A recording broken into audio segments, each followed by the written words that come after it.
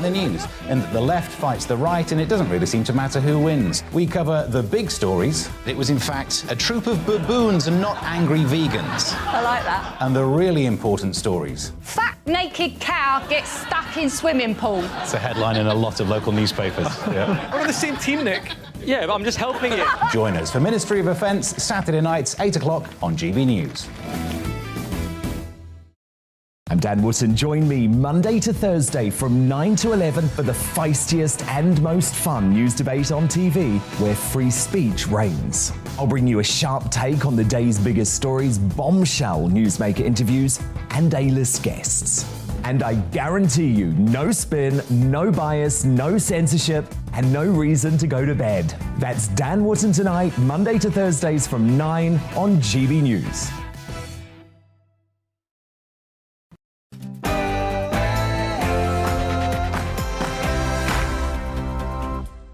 No spin, no bias, no censorship. This is Dan Wootton tonight with me, Patrick Christys, and in just under an hour, the polls will close in two very decisive by-elections in the north and the south of the country. We'll bring you all the top analysis just after 10 with my superstar panel. Today we've got Conservative commentator Dominique Samuels, former Tory London mayoral candidate Sean Bailey, and keen amateur photographer and author and broadcaster Amy Nickel as well. Now, political scientist Sir John Curtis will also be on hand to give you the immediate reaction. Don't move, people, because this is going to be a box office show. This, I'm telling you, at 10 p.m, when these by-election results come through, we're going to be all over the absolute lot of it. Former Deputy Labour leader turned weight loss guru, unreliably informed, and here we go. I've got his book here, which is not the point of his contract, but anyway, we've still got it. Tom Watson will get into the ramifications of today's votes at 10:20 and also tell us how he lost so much weight, apparently. Anyway, today as well is an important date in the world of politics for another reason. 6 years ago, more than 17 million of you lovely people, you Great Britons, voted to leave the European Union. I'll celebrate the momentous day we took back our freedoms from the contemptuous European Union, who are still, by the way, proving to be a thorn in our side, aren't they? I wish we could just bid them off. Anyway, that's in the digest, and that's coming right up shortly. Plus, as Lord Frost says that we may never be able to measure whether Brexit has been a success, have the government made the most of the opportunities presented by leaving the European Union? Former Brexit Party MEP and one of Brussels' biggest critics, Anne Widdecombe, gives her verdict at 9:40, and as well as commuters are tortured yet again by a second day of industrial action and walkouts spread beyond rail unions, fueling fears of a summer of discontent. Is Education Secretary Nadhim Zahawi right that a teacher strike would be, quote, unforgivable? What do you think? We're going to debate that, and that's at 10:30, so not long now. As Biden issues his doomsday warning. Need more money to plan for the second pandemic. There's going to be another pandemic.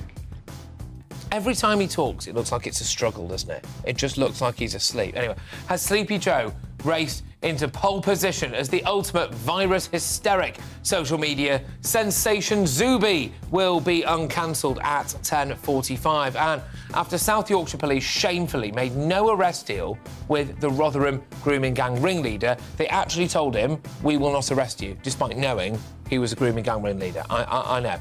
When will the survivors finally get the real justice that they deserve? When will the authorities that failed them ever be held to account? We've got Marilyn Hawes, who's wonderful, by the way, CEO, founder of Freedom from Abuse, and that's tonight's Outsider. That's at 9:50, and the SNP have stirred up a whole load of toil and trouble, haven't they? After suggesting we should pardon, get this, thousands of witches. Yes, I know. You think you'd have more on. Some would argue one's running the country, but you can't say that on telly. 300 years ago, of course, witches apparently existed, and now they're going to be pardoned. I've conjured up Scottish witch Xeraphina Angelus and broadcaster Rebecca Jane for tonight's clash on this very subject at 9:25. I'll get your verdict as well. Tomorrow's newspapers and, of course, Greatest Britain and Union Jackass are on the way too. But first, here's the news with the wonderful, the one, the only. It's Polly!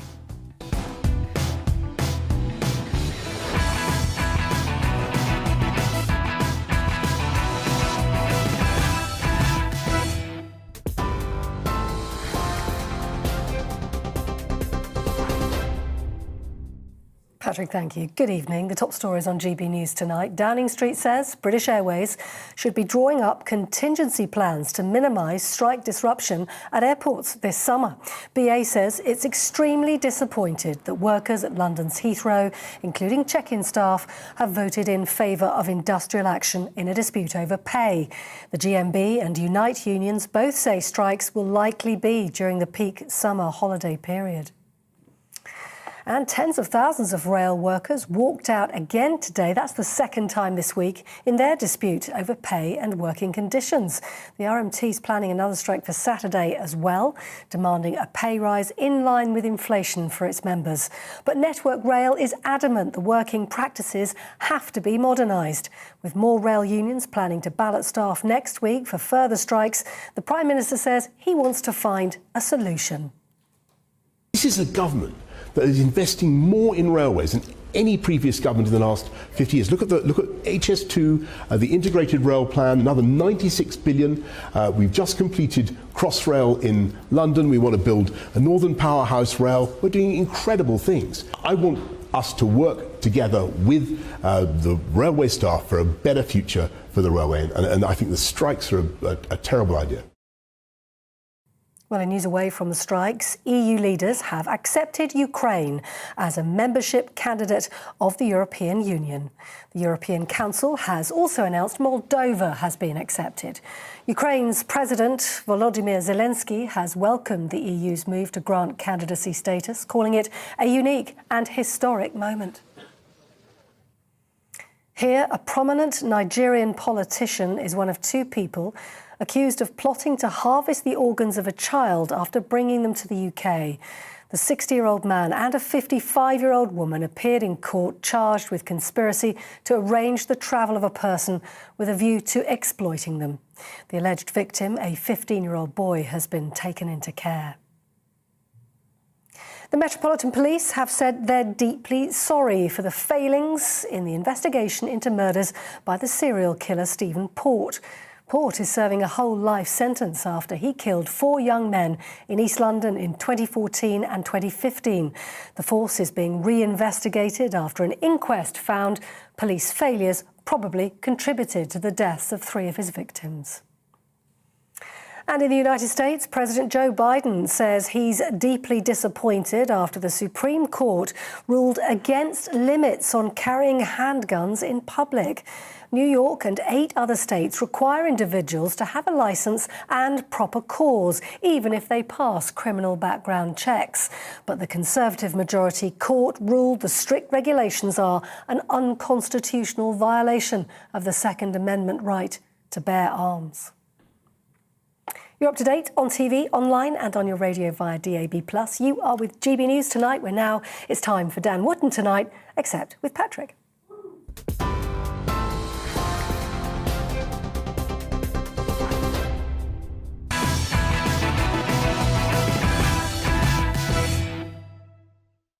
Well, it's one last dance, people, until Dan is back in the hot seat. But it's been an absolute pleasure, I must say, for the last 2 weeks. And thank you so much for everyone who's been on board and who's been watching and tuning in and stuck with this, despite the fact, of course, that Dan is taking a well-deserved trip abroad. But let's get stuck in.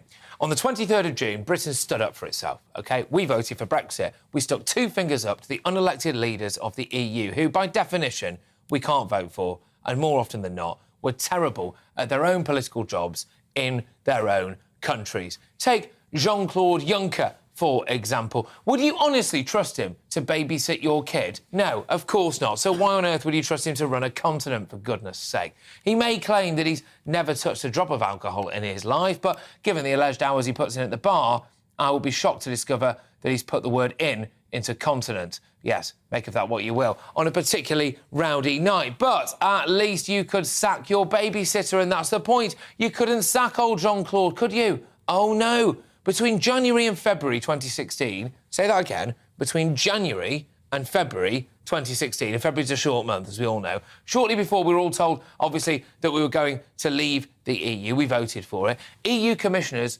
alone spent €500,000 on transport and on hotels.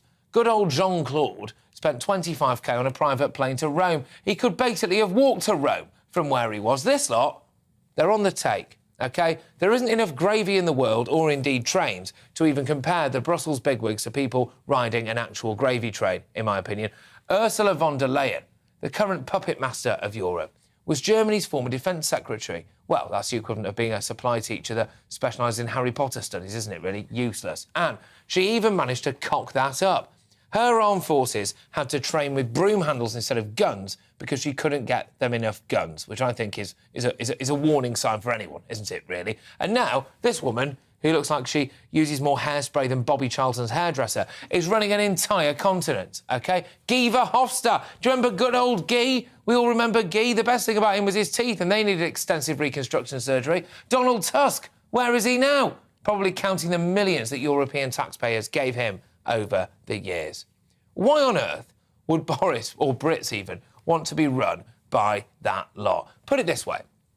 If there was an unattended brewery, this lot wouldn't manage to find a pint glass, let alone get drunk, OK? Of course, we voted to leave, and they should have got down on their knees, in my opinion, and begged us to stay, because none of their countries would exist if it wasn't for us. But we can't ignore the fact that we haven't done Brexit properly. The main reason behind Brexit was to control immigration, and frankly, that's got worse.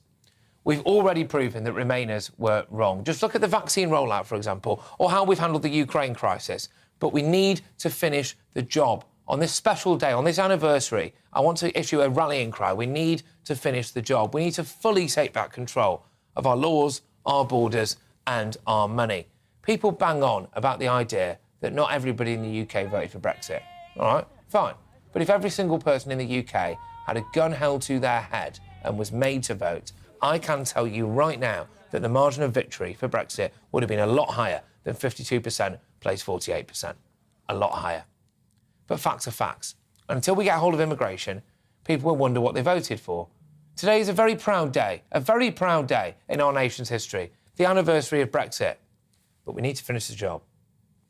Well, those are my views, of course, but to respond to that, as indeed I hope you will as well, gbviews at gbnews.uk. My superstar panel, I've got political commentator Dominique Samuels, and a fantastic jacket, may I say, as well. Thank you. Former Tory London mayoral candidate Sean Bailey, your shirt's all right, mate. And broadcaster extraordinaire and author Amy Nicol. Thank you very much, guys. Look, Dominique, I'll start with you as usual. It's Brexit anniversary day.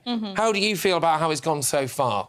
Well, I think, just let's be honest, I think a lot of people that did vote for Brexit or supported Brexit don't really feel as though its full potential has really been shown. But at the same time, I do think, you know, we need to cut our politicians, as terrible as they are, a bit of slack, because there was a global pandemic, which obviously slowed a lot of the Brexit efforts down. But for me, really, I do think, like you said, there does need to be more of an effort on curbing immigration, because non-EU immigration has actually increased since we left the European Well, the channel's not been great, has it? Yeah, I mean, the channel's not been great. Migrants have been coming from Calais. Non-EU immigration has increased. Okay. At the same time, we're not really focusing on the skills of British people here. Instead, we're still toing and froing about importing foreign labour.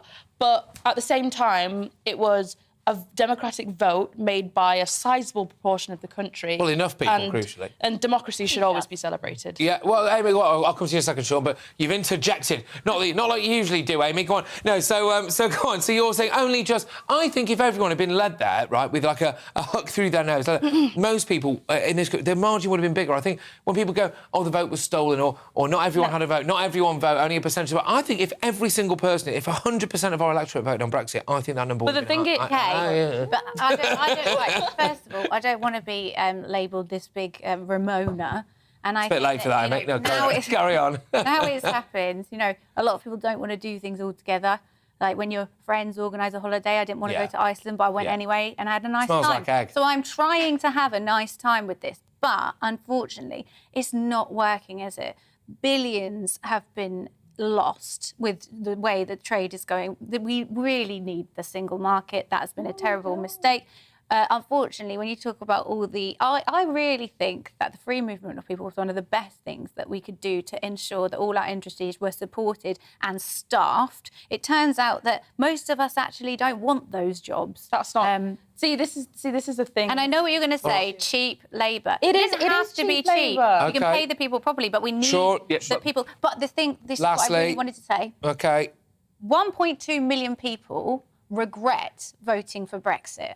That's actually enough to have maybe swung it the other way. Okay, right, those are your views. True, that's a fact. OK, fine. Let's separate these little issues out. You win an election, you win an election. I remember when Tony Blair won the election, I didn't vote for him. No, but I that's accepted true. it. Yeah, so Yeah, it doesn't, get you on could win board by with it. 1 or That's 1 true. million. Our system says you win, you move on with it. That's the first thing. So the idea that people have changed their mind now, we'll change our mind all the time, but that was the point at which the question was asked and the answer was given resoundingly. We want And to leave. repeatedly. Has it been a elections. success? Many of the things that people are saying are not successful. They're the ups and downs of running a country. Give me some of the successes then, mate. Come on the This anniversary is of what we Brexit, need. tell me some of the successes. Fastest growing economy in the G7, our response Hang on to a minute. Ukraine, our response to what's going on with the vaccine, all of those things. Projected all growth of for those next things, year, lowest, only lower than us is Russia. You were heard. Yeah, but the point that's is, not true. it's lowest, but we beat them to it. We've outgrown them in the period before that, so we have bigger, stronger economies. But the most important thing is Brexit is definitely a success, no matter what happens, because it isn't about money. It's about the right to run your own country. It's about the right to make your own laws. It's a matter of principle. It's about the right to not have European judges overinterpret the law for Brits and do a very different thing in Europe. OK. Brexit is a success now and always will be. OK, Dominic, do you think if the vote was held again today, and let me know what you think at home, by the way, you're listening on radio, you're watching on telly, you're watching online, whatever, get in touch with us, gbviews@gbnews.uk. Do you think if there was another vote again today on the anniversary of Brexit that we would vote leave again? Of course, and I think that's been proven in subsequent elections, the European Parliament elections that saw the Tories get thrashed, the 2019 general election where Boris, owes a lot of his vote and his victory really to people that wanted to see Brexit get done. I think when people focus too much on 52%, 48%, not every single person in the country voted, comparative to turnouts for other votes, the turnout for Brexit for the referendum was, I think, over 70%, over 77% of people actually turned out to vote. That is a mandate. It is a big turnout, to be fair, because we're going to be covering later on anyway, obviously, some by-elections. We're not going to see a turnout like that. In No, by-elections. we're really That's not. not going to happen. Do you know Amy, would you vote? Would you drag us back into the EU, kicking and screaming? No, what's done is done. Oh, I'm happy to move on. good. But we have to acknowledge what's happened. There are positives, there are negatives. The negatives are we're now perceived as a nation of xenophobes to most of Europe. No, we're yes, not. there's a No, we're study. not. Yeah, there's a It's study. amazing how many people want to come over the channel, then, isn't it? People from the EU living in Britain, over 80% of those people no longer feel welcome. Oh, that's a shame. That's right. But it's about who they ask and how they ask. None of those people have left. You've just said that immigration has grown, so clearly we're not that but people feel unattractive. really unwelcome. We're not and that- we're Do they perceived as actually, though, Amy? Yes. Do any of your mates, right, ever make anyone feel unwelcome in this country? Because I don't know. They wouldn't be my mates. If I went to the pub and someone was like an overt racist, I wouldn't go to the pub with them again. I think when you vote for something where it wants to close our borders and stop free movement of people from Which it hasn't done. Europe, then you are suggesting that's not that you true. don't want people from Europe around. Amy, it opened us up. It opened us up. Let me tell you something now, right? Lots of people voted for Brexit because it opened us up to the rest of the world. If you come from the closed Commonwealth, us up. if you come from the Commonwealth, Which we've had a is weaker. relationship with this country for hundreds of years, and some come from the Commonwealth. Which We've had a is weaker. relationship with this country for hundreds of years in some cases, and all of a sudden Europe leapfrogged you. Now that's been addressed. People from all over the Commonwealth. The Commonwealth has and the rest of the absolutely world. no power whatsoever. But again, the I Commonwealth think- does nothing. But again, I think there's this. It does. What did you They say? said the Commonwealth does literally nothing. has no power. I think there's a Doesn't chasm have the between budget or the authority. I think there's a chasm Okay, between. all right, OK. There's a chasm between different interpretations and maybe desires for what Brexit means. For me, I take your point about the Commonwealth. I think I agree completely with that. But I do think, as a nation, we do need to start looking a bit more inward. OK, how? With that, equipping our own people with the skills to do the jobs that we rely so much on. Completely agree. immigrants Practical to do. trades, exactly. Putting immigration across the board. I'm not just talking about global Britain doing deals with everyone to let more of their people in to supplement the population. I'm sorry. We've got plenty of people here. Let's actually focus on them and grow our strength from within rather than saying we've got a problem, let's get some more foreign labour in. I just think it doesn't make sense. And there's two things to say. People keep saying it's a disaster. Let's compare it with what's going on in Europe, and I think you find we're ahead of the No, game. we're not. Our But the most inflation's important thing, the poorer people of this country, the working people of this country, voted for Brexit because it's the only time they've had a pay rise, and that again makes it a success. OK. They haven't had a pay rise. Well, go on, Amy, go on. Absolute nonsense. Inflation in Europe is about 7%. Here it's 11%. People aren't getting their pay rises in line with inflation, so the pay rises are meaningless. And also, but what we do have, I'm going to focus on the positives, we have faster hoovers, plugs that don't go into Are you selling Europe. Brexit to me? And, come on, Amy, come on, sell me Brexit. And the best bit, we have a blue passport that we can't use because we can't fly anywhere. Oh, I wondered whether or not... I didn't think it was going to go well. I didn't think it was going to go well. Somebody told me that. All right, OK, well, I'll tell you what, we're off to an absolute firecracker here. Thank you so much. We'll be going to you, obviously, throughout the show. But as Britain's Independence Day draws to a close, is the government making the most of the opportunities presented to us by leaving the European Union? Former Brexit Party MEP and one of Brussels' biggest critics, Anne Widdecombe, gives her verdict on that. And, of course, tonight's breaking news of Ukraine and Moldova. Have you seen this yet? If you've not, I'll tell you about it. It's the breaking news of Ukraine and Moldova being considered for EU membership. Do you think that's a good thing? That's at 9:40. But first, in the clash,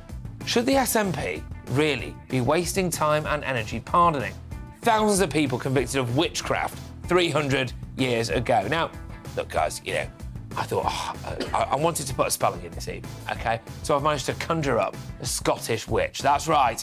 It's Zerafina Angelus. Yes, you heard, Zerafina Angelus and broadcaster Rebecca Jade. They're going to go head-to-head on The Clash next, but let me know what you think too as well. Email dan@gbnews.uk or tweet using the handle @GBNews. There's also a poll up there right now. So you, yes, believe it or not, on national television get to vote on whether or not we should pardon witches. The results are coming after this very short break. Don't move. Hello there, I'm Greg Dewhurst and welcome to your latest forecast. We're looking at a humid night across the UK, but it will turn fresher over the next 24 hours or so as breezy and unsettled weather moves in. And that's in association with an area of low pressure which is going to move in and sit with us for the weekend, pushing away that warm weather we've had over the last few days. Green colours here indicating a fresher, breezy feel to things to come. Over Thursday evening, we'll see thundery showers disappear. Overnight, we'll see clear skies developing. So quite a dry night for many of us, but a warm and humid one to come. Temperatures remaining in double figures, 14, 15, 16 Celsius in places. So a humid, uncomfortable night for many of us. But it means a dry start for a lot of us as we go into Friday morning. The best of the sunshine across northern England, eastern England by the afternoon. And the heat and humidity holds on here, so we could see a few showers by the afternoon. A few rumbles of thunder possible as well. Elsewhere, fairly cloudy skies. There will be quite a lot of dry weather around, but a weather front will bring rain to Northern Ireland, western parts of Wales and southwest England through the day. And here, fresher 19, 20 Celsius, but the humidity holds on across eastern England, 24 or 25. The thunderstorms move away as we move through Friday evening. This band of rain pushes north and east across the country, heralding fresher air behind it.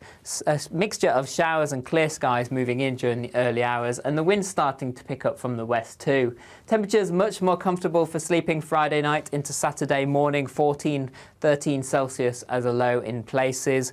So a bit more of an unsettled start to the weekend. We'll see a mixture of sunny spells and scattered showers across much of the UK. Bands of rain across Northern Ireland too, turning windy through the Irish Sea. Gales developing around the coast of Northern Ireland. And this remains so over the next few days. Further sunshine and showers, temperatures around average for the time of year.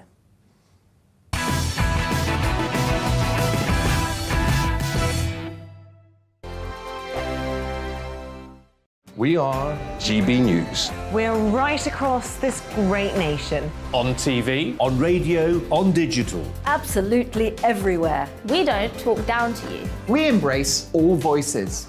With honest and civilised conversation. We're not part of the establishment. We're one of you. And we're only getting started. Join us on GB News, the People's Channel. Britain's news channel. Every morning from 6 o'clock, we'll wake you up with GB News Breakfast with all the stories you didn't know from the night before. So whether it's serious news, entertainment, or your own views from all over our great nation, we're here to kick off your day with a smile. The national media should be reflecting and reporting what's happening here. You will notice the northwestern accents. Whether you're with us on TV, radio, or online, every morning, it's breakfast from 6 a.m. Hope you can join us. Join us for Ministry of Offence, the comedy panel show that's just like the news, in that the left fights the right and it doesn't really seem to matter who wins. We cover the big stories. It was in fact a troop of baboons and not angry vegans. I like that. And the really important stories. Fat naked cow gets stuck in swimming pool. It's a headline in a lot of local newspapers. Yeah. We're on the same team, Nick. Yeah, but I'm just helping you. Join us for Ministry of Offence, Saturday nights, 8 o'clock on GB News. I'm Dan Wootton. Join me Monday to Thursday from 9 to 11 for the feistiest and most fun news debate on TV, where free speech reigns. I'll bring you a sharp take on the day's biggest stories, bombshell newsmaker interviews, and A-list guests. And I guarantee you, no spin, no bias, no censorship, and no reason to go to bed. That's Dan Wootton tonight, Monday to Thursdays from 9 on GB News.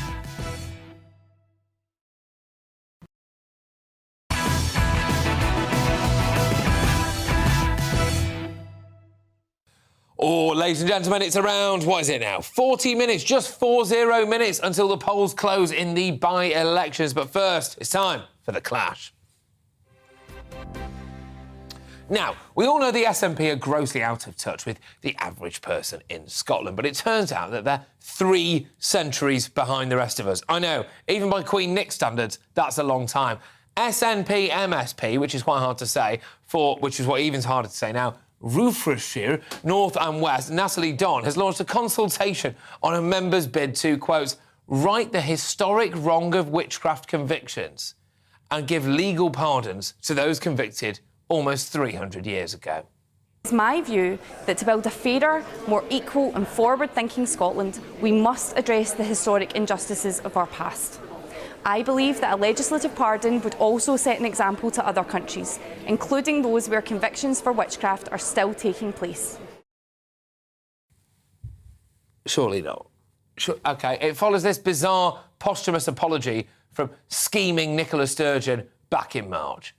As First Minister, on behalf of the Scottish Government, I am choosing to acknowledge that egregious historic injustice and extend a formal posthumous apology to all those accused, convicted, vilified or executed under the Witchcraft Act 1563. Now, some will ask why this generation should say sorry for something that happened centuries ago, though it might actually be more pertinent to ask why it has taken so long. Reckoning with historic injustice is a vital part of building a better country.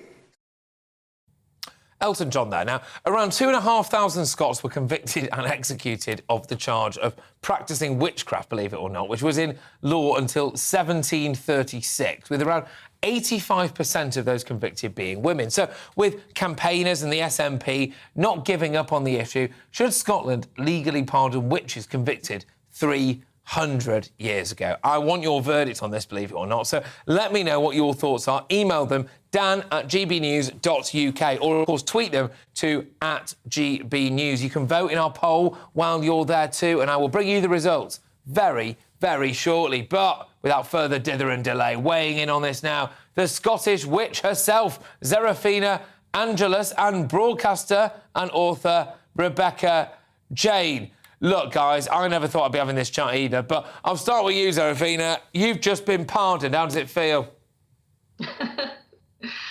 It's always nice to be pardoned. Say that again. Sorry, I missed that. What was that?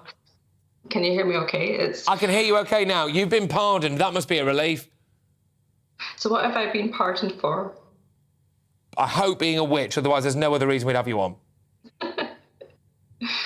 So I think that the point that we're missing here is that a lot of these, well, I would say probably the majority of these women who were tortured and brutally murdered were not, in fact, witches. So I think that there are 2 separate things that we want to distinguish between here. One is the reality that there no doubt were witches back then, and there are witches today. There are women who practice, and men who practice witchcraft. But indeed, a lot of the women who were persecuted and executed under this law were undoubtedly innocent women who were falsely accused, who were perhaps not in fact practicing witchcraft. No, absolutely. And there was that old thing, wasn't there, which actually did happen. It's like, oh, well, if we throw them off a cliff, if they die, then they weren't a witch, and if they fly away, then they were. I mean, you literally can't win. So burning at the stake as well. Like, seriously, I mean, there was a lot of that stuff going about. But Rebecca, of all of the things going on in Scotland, they've got, you know, a terrible attainment system when it comes to their education, massive drug issues, they've got massive drink problems, etc., and they're pardoning witches. Do they need to? No, sorry. It's such a difficult situation because I'm really struggling to care. I just think that we've got so much bigger things to be going on in the world that what is the point in doing this now? What is it going to achieve? What is it going to help? I don't understand, and I'm here to be educated. Please, by all means, tell me why I am supposed to care right now. The other point as well is that we're talking about things that happened 300 years ago. How do we know that these people weren't actually committing crimes? How can we go back so far to know what was right and what was wrong? I obviously, you know, the whole witchcraft thing from 300 years ago, that somebody looks at you in the wrong way and then you burst into flames. Genuinely, little bit scared because I do slightly believe in witchcraft, and I think I'm probably going to be cursed by about goodness knows how many of them for just voicing this opinion right now. Yeah, no, absolutely. Now, Zarafina, I mean, so can I just make sure we're on, you know, sure footing here? So you are a witch. So I practice witchcraft. I can call myself. What does that mean? Yeah, just talk. So obviously Rebecca said she's here to be educated. I very much am. What on earth does witchcraft mean for you? Certainly. So witchcraft to me is simply the act of manipulating the reality that we're in. So using things like candle magic, divination. So, you know, in the past it would be considered fortune telling, for example. Working with different energies, natural energies of the earth, and also with spirits. So things like psychic mediums. We are a very wide-ranging type of people. So being a witch is probably different for everyone. For me, it simply means that I believe that there are powers in the universe and there's energy that can be manipulated, much in the same way that a lot of people, like even Oprah Winfrey, talk about things like the secret and the law of attraction. To me, it's just another way of describing the same kind of idea that we talk about in witchcraft. OK, Rebecca, has that cleared it up for you? Because, I mean, you know, in a way, I'm starting to become on the side of witches here. You know, maybe they shouldn't have been burnt at the stake. It's difficult. So here's my issue, is that whole manipulation angle, is it manipulation just for yourself and for things that help you, or is it a way of manipulating things with other people? Because I don't fancy being manipulated by the population of witches in this country but also, Rebecca, sorry, just quickly to sorry, Rebecca, just to I'm going to throw straight back to you, Rebecca. Now, do you not feel like this is the kind of stuff that makes people feel like we're living in a clown world, right? You know, the idea now that I've got the leader of a country, well, the pound shop leader of a country in the shape of Nicola Sturgeon, right, saying that she's pardoning witches, she's apologising to people who died 300 years ago. You've got another MP there who's saying this is the biggest issue of the day. I tell you what, I'm absolutely certain, Rebecca, that those people in her constituency who can't afford food, whose kids have got a terrible education under Queen Nick, the NHS is absolutely knackered up there, alcohol and drug dependency. I tell you what, Rebecca, I bet they're so glad that she's pardoned witches. Yeah. Exactly that. That's why I say that I am struggling to care. You know, history and all the rest of it, yes, we should care in some respects. But right now, in this day and age, no, I don't think this is what we should be doing and what we should be focusing our time on. But it's Nicola Sturgeon, does what she wants. Yeah, she does. Zarafina, look, I'll throw it back to you. I mean, look, to be honest with you, did you feel, you know, did you actually give a toss about whether or not Nicola Sturgeon had pardoned witches? You don't strike me as a woman who needs to be pardoned by Nicola Sturgeon. No, I mean, I think I'm definitely not a spokesperson for the SNP. I'm not a spokesperson for Nicola, and I'm not a spokesperson for any politician. I kind of just do what I do for my own reasons. But, you know, having looked into it more and having kind of reflected on it today, I can understand some of the reasons that this is important to a lot of people, and I can understand some of the good that can come from it. And I completely agree that, you know, there are pressing issues that need to be looked at.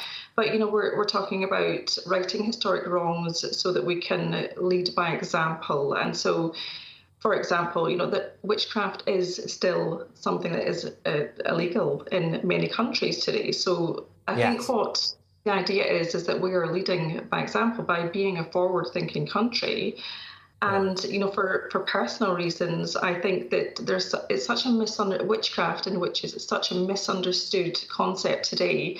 You know, we don't, I mean, I've kind of got the black lace on tonight just for a bit of fun, but generally we are normal, everyday people who simply want to have a bit more control over... Do you have a normal job? I do, but I am also I also have my own business, which is Scottish Witch. Witches are us. Witches are me. Good. Is that what it's called?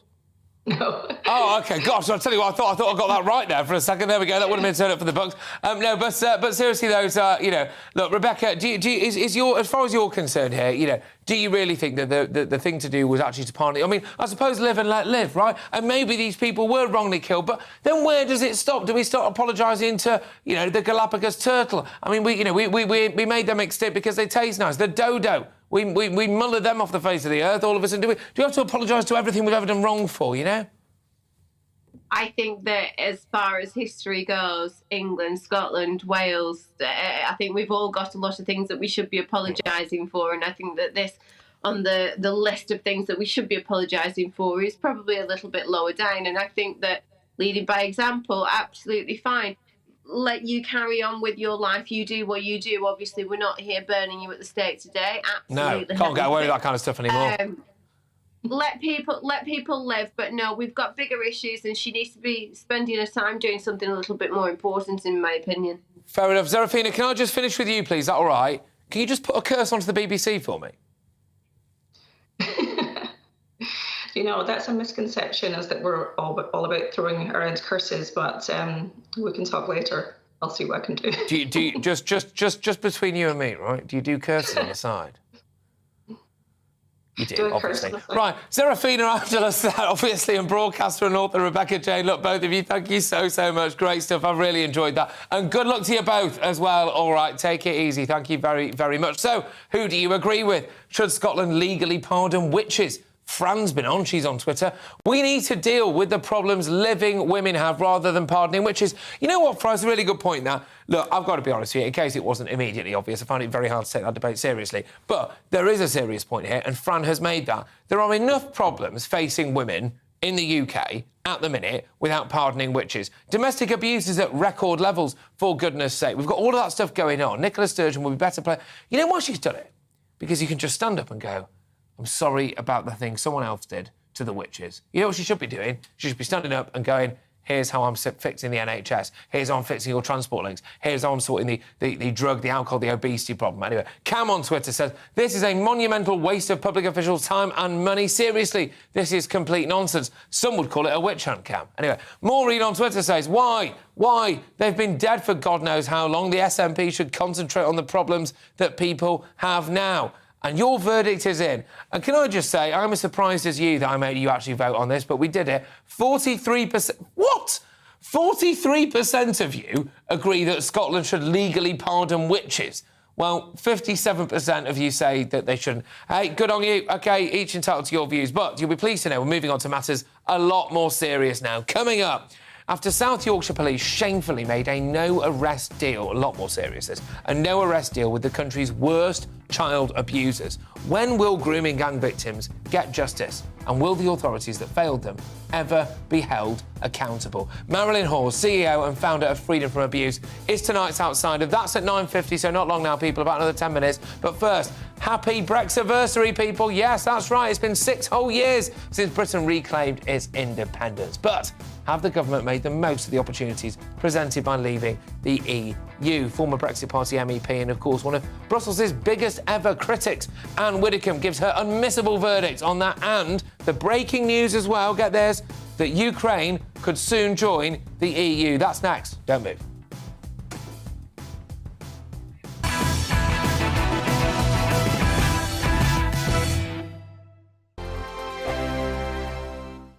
We are GB News. We're right across this great nation. On TV, on radio, on digital. Absolutely everywhere. We don't talk down to you. We embrace all voices.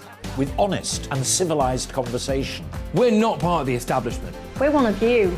And we're only getting started. Join us on GB News, the People's Channel, Britain's news channel. Every morning from 6 o'clock, we'll wake you up with GB News Breakfast with all the stories you didn't know from the night before. So whether it's serious news, entertainment, or your own views from all over our great nation, we're here to kick off your day with a smile. The national media should be reflecting and reporting what's happening here. You will notice the northwestern accents.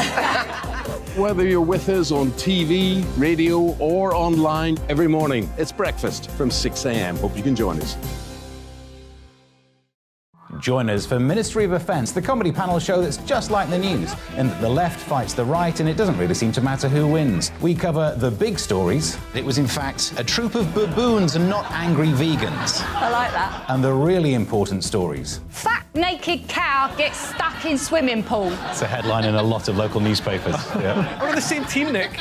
Yeah, but I'm just helping you. Join us for Ministry of Offence, Saturday nights, 8 o'clock on GB News. I'm Dan Wootton. Join me Monday to Thursday from 9 to 11 for the feistiest and most fun news debate on TV, where free speech reigns. I'll bring you a sharp take on the day's biggest stories, bombshell newsmaker interviews, and A-list guests. And I guarantee you, no spin, no bias, no censorship, and no reason to go to bed. That's Dan Wootton tonight, Monday to Thursdays from 9 on GB News.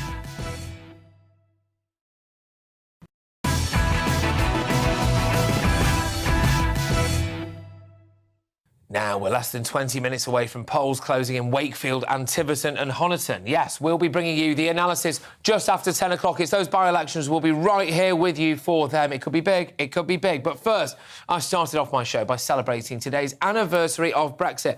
Isn't it mad how time flies? I mean, we're nearly an hour through this show, for a starter. In an optimistic but frank state of play speech, former Brexit Minister Lord Frost branded our departure from the EU, quotes, a work in progress, yeah, too right, and urged supporters to be, quote, again, honest about the trade-offs, admitting that we may never know the true economic impact of leaving. He said, I'm not sure it is ever going to be clear in that sense whether it succeeded or failed, because so much else is going on, and in extracting the causality about this is always going to be extremely difficult. Well, to be honest with you, I couldn't mark such a momentous date without one of the key political players, former Brexit Party MEP Anne Widdecombe, joins me right now. Anne, thank you so much. Happy Brexit-versary, Anne. Happy Brexit-versary. It's a shame it's only coffee in this cup, but I'll still cheers you for it anyway. There we go. But it's been 6 years, OK? Are you satisfied with the government's progress, or do you think that they've been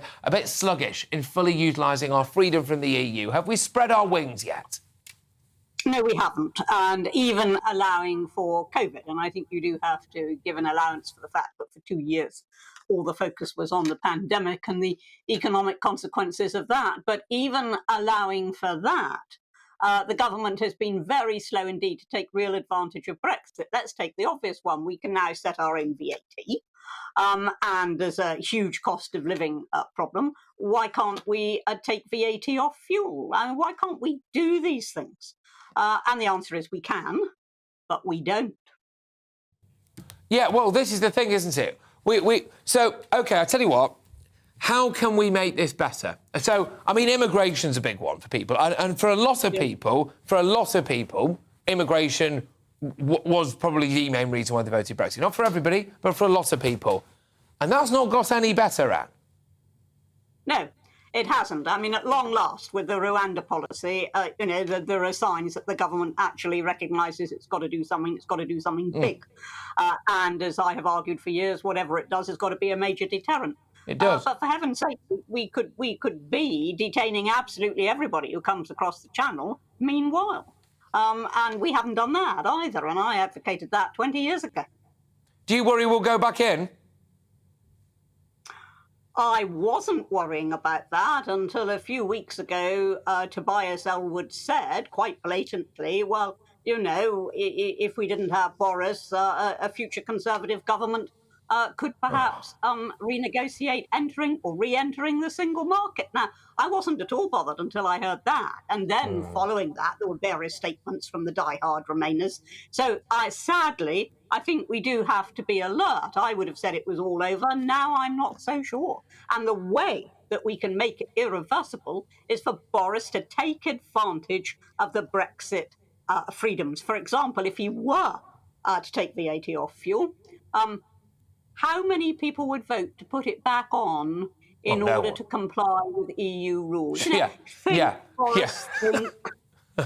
No, it's a really good point. And on that note, Anne, on that note, okay, just sell me what we've got so far. Tell me right now why the Brexit that, I'll say it's pretty obvious anyway, that I obviously voted for, right? The Brexit that I voted for, just sell it to me. What have I got? What have I got for my money so far, Anne? Well, what you've actually got is an awful lot of freedom of which the government is not taking advantage. Right. So if you say, what have you got for your money? The answer is quite a lot. Are you actually seeing what you've got for your money? No, because the government is not doing what it should be. Now, Rees-Mogg has just announced a whole load of overturning EU regulations and that we're now free. Yeah, we've been free for quite a while, actually. Why is it taking this long? And how long is it going to take? Well, we have, Anne. Something there that I'll just say. Now, obviously, our radio listeners won't be able to see that, but what we've just played over the... sorry, Hannah, over the top of your face, I'm afraid, was some pictures there of Parliament Square on Brexit Day. Now, I had the absolute... yeah, exactly. Now, I had... This was by chance, by the way. It wasn't planned. I had the absolute honour of being stood next to Nigel Farage on that stage out there in Parliament Square where... countless people, thousands, loads of people, tens of thousands of people were gathered. We sung the national anthem, we sung Rule Britannia, we waved our flags. And you know what my problem is with all of this? I don't think that our politicians sitting there in the House of Commons have got as much national pride as any of those people who were there in that square on that day. Because if they did, we'd have got Brexit done by now, wouldn't we? Well, there's a handful of MPs that have got that sort of national pride, and it's probably due to them and the pressure that they turned on, or at least partly due to that, that we ever got Brexit in the first place. Of course, the crucial thing to remember is it's not 6 years since Brexit. It's 6 years since the referendum. We then spent years trying to overturn that referendum, in effect, even if that wasn't what Parliament was saying. Then we spent another year on the trade negotiations, being assured that Northern Ireland would be sorted out. Of course, it wasn't. And so we've just wasted mammoth amounts of time. We sucked the life out of it.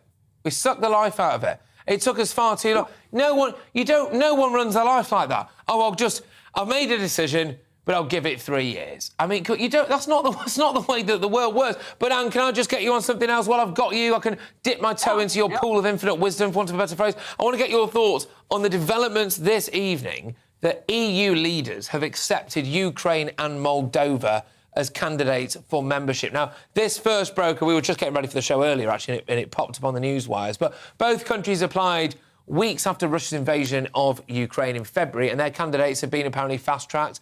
And your reaction to the idea that Ukraine and Moldova is probably going to join the EU?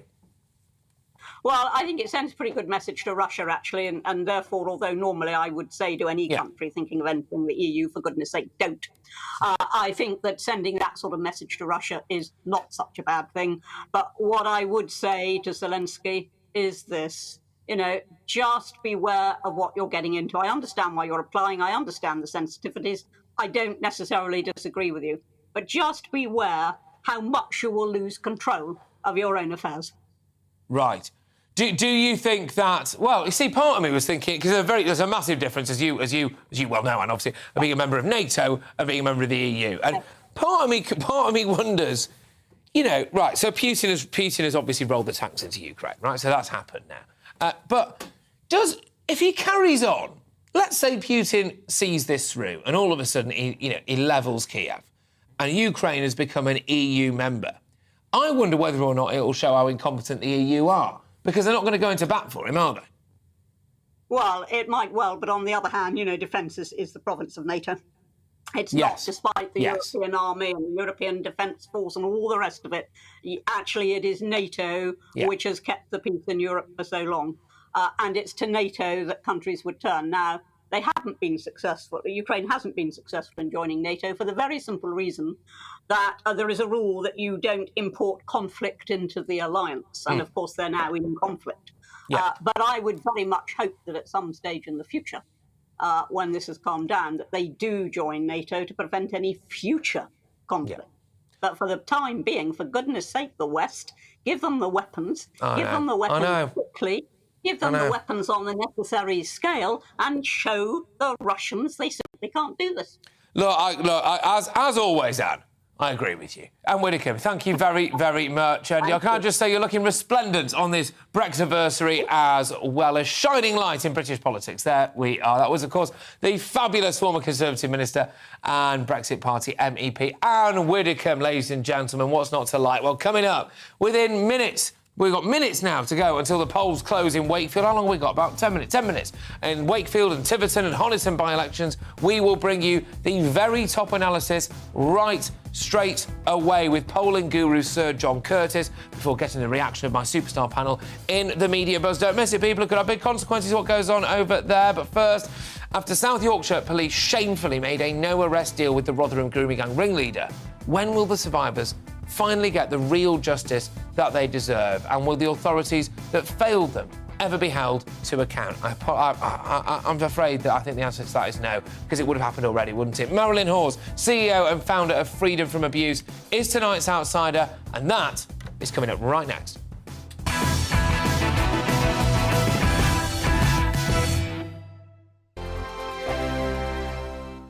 We are GB News. We're right across this great nation. On TV, on radio, on digital. Absolutely everywhere. We don't talk down to you. We embrace all voices.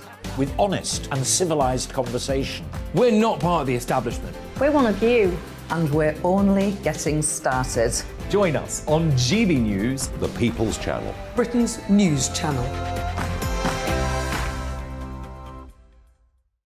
Every morning from 6 o'clock, we'll wake you up with GB News Breakfast with all the stories you didn't know from the night before. So whether it's serious news, entertainment, or your own views from all over our great nation, we're here to kick off your day with a smile. The national media should be reflecting and reporting what's happening here. You will notice the northwestern accents. Whether you're with us on TV, radio, or online, every morning, it's breakfast from 6 a.m. Hope you can join us. Join us for Ministry of Offence, the comedy panel show that's just like the news, in that the left fights the right and it doesn't really seem to matter who wins. We cover the big stories. It was, in fact, a troop of baboons and not angry vegans. I like that. And the really important stories. Fat naked cow gets stuck in swimming pool. It's a headline in a lot of local newspapers. Yeah. We're on the same team, Nick. Yeah, but I'm just helping you. Join us for Ministry of Offence, Saturday nights, 8 o'clock on GB News. I'm Dan Wootton. Join me Monday to Thursday from 9 to 11 for the feistiest and most fun news debate on TV, where free speech reigns. I'll bring you a sharp take on the day's biggest stories, bombshell newsmaker interviews, and A-list guests. And I guarantee you, no spin, no bias, no censorship, and no reason to go to bed. That's Dan Wootton tonight, Monday to Thursdays from 9 on GB News.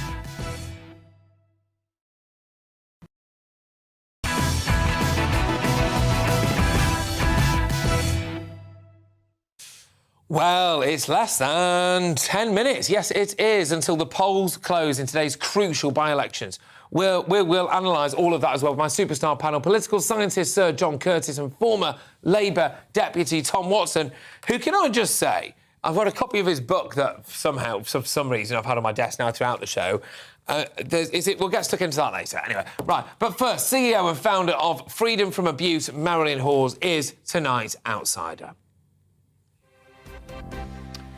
Yeah, now shifting tone here, people, because this is absolutely deadly serious, unfortunately, quite literally deadly serious. A shocking investigation into South Yorkshire Police has found that the force gave a prolific child abuser a no-arrest deal after he abducted look at the state of that. After he abducted a pregnant 14-year-old girl.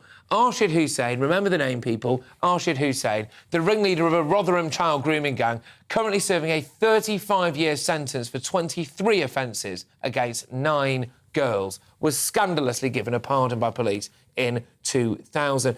Evidence during Hussein's 2016 court case revealed a now deceased copper called Hassan Ali had helped organise a deal with the child abuser in which he handed over the girl in exchange for not being prosecuted. The Independent Office for Police Conduct investigation into the Rotherham child abuse scandal has now upheld a complaint from the victim, rightly so, that South Yorkshire Police did not respond appropriately to Hussein's crimes, a finding that the force accepts. How can you not? This guy was a prolific child abuser, and they gave him a no-arrest deal. I mean, what happens to you if you don't pay your taxes? Anyway, a total of 47 current and former officers were investigated by the IOPC after it was revealed at least 1,400 girls, some as younger as 11, by the way, 11 years old, were abused, trafficked and groomed in the town between 1997 and 2013. But the final report, published yesterday, shamefully confirmed that not one officer even lost their jobs, despite 265 separate allegations being made by at least 44 complainants. Now, I've been covering the massive issue that we have with grooming gangs in this country all week, and indeed before that as well. I will never understand why people feel so afraid of talking about this. This is probably the worst thing that could ever happen in a country, and yet so many people shy away from it. Why? But anyway, we've been talking about it all week, and after a similarly shocking report found that young children in Oldham were also let down by the authorities, it seems bleedingly clear that in far too many areas of this country, vulnerable young working-class white girls are right at the very bottom of our police's list of priorities. Marilyn joins me now. Thank you very much, Marilyn Hawes, of course. Marilyn, thank you. Great to see you again. Thank you for coming on the show. I'm just sorry that we always talk under such depressing circumstances, really. But the fact that not one of these officers has lost their jobs is a national disgrace, isn't it?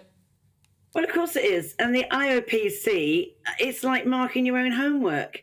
It's not independent. It is police looking at the police. So they will always raise the bar very low. And you can see that absolutely, because what I don't understand is, I mean, it is so shocking, it is so outrageous, and it is embarrassing for the rest of the world to see how little we care about children in our country, and it goes on and on. This isn't one isolated case. You know, we've known that these gangs have existed around Rotherham between 1997 and 2013. And to say that, you look at the excuses made, oh, we weren't aware of the training. For goodness sake, you know, a rabbit would know if somebody had been ravaged in this way. It's absolutely dreadful. What I don't understand is why can't these people... Now we know the truth. Yeah, but is it? Can I ask? I don't think actually have covered it right. Why aren't they losing their pensions? Why isn't that going towards the victims? Yeah, fine. Just guess. Do you think they don't look into it because they're afraid of being called racist? Because if they are, that's a double scandal. That's a double scandal for me, that, Marilyn. That's a double scandal because what they're saying is that they're willing to accept an 11-year-old in some cases, young working-class white girl being repeatedly gang raped. They're more tolerant of that than they are of the idea that someone may possibly say they've been racist. Well, there's a podcast that a guy called Raja Mayer did, and he got an MBE for his work with Oldham, right? And he said then that, you know, he had evidence where with Oldham, I know we're talking about Rotherham, but there's stuff there as well, that the council said there were, with Rochdale, there were 97 Asian men that were up for grabs, if you like, and the leader of that council said, or the leader of the police and the council together said, go and find white men.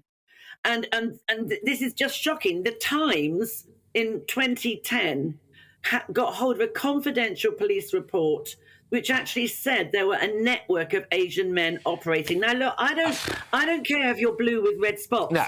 I am well, not facts racist, are facts. But the thing is, this is just sickeningly vile. And It whatever is. colour you are. But what gets me, Patrick, is that police hold records on the convictions, etc., of these gangs. They don't release the ethnicity. Now, that is what we need to know. But then because this is the about thing. Educating. Sorry, Marilyn, just because we've only got 1 minute. I know it's been short and sweet. I'm very sorry about this. We've only got a minute and then we're going to get squeezed. But the thing is, if you're in a situation where you go, well, I wouldn't want to stoke racial tensions because if people knew about the ethnicity of a lot of the people doing this, or we can't report on their ethnicity because if people knew about how big an issue this was, well, hang on a minute, then we've got a massive problem, haven't we? And we can't be afraid to talk about it, surely. You have got a massive problem, and now everybody's gone woke. It's got even worse. I mean, you've got to get to... This is an endemic, systemic, on a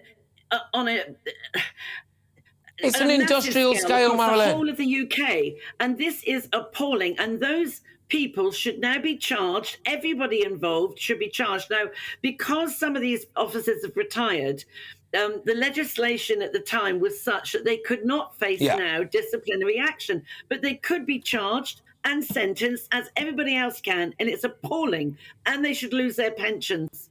I agree. Marilyn, I agree with you. I could talk to you all day about this stuff, and indeed we'll talk about this again very, very soon because I want to get you back on as soon as possible because, you know what, if this issue isn't going away and the police aren't dealing with it and they think that we're so brittle as a society that we can't deal with it or find out about it, then I'm not going to stop talking about it. I'm going to keep talking about it as you are, Marilyn.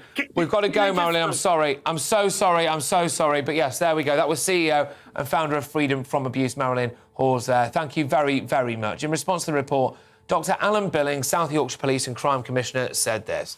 This report fails to make any significant recommendations over and above what South Yorkshire Police have already accepted, which I imagine is part of the problem, frankly, but anyway, and implemented from previous investigations some years ago. A great deal of time and money has been spent for few new findings or accountability. I am, however, pleased that the IOPC has acknowledged that South Yorkshire Police is on a path of continuous improvement. I tell you what, Dr. Allen, you can do one, as far as I'm concerned, because that comment basically says, I wish there hadn't bothered been a report into this anyway, and we almost did nothing wrong. You go and tell that to the victims.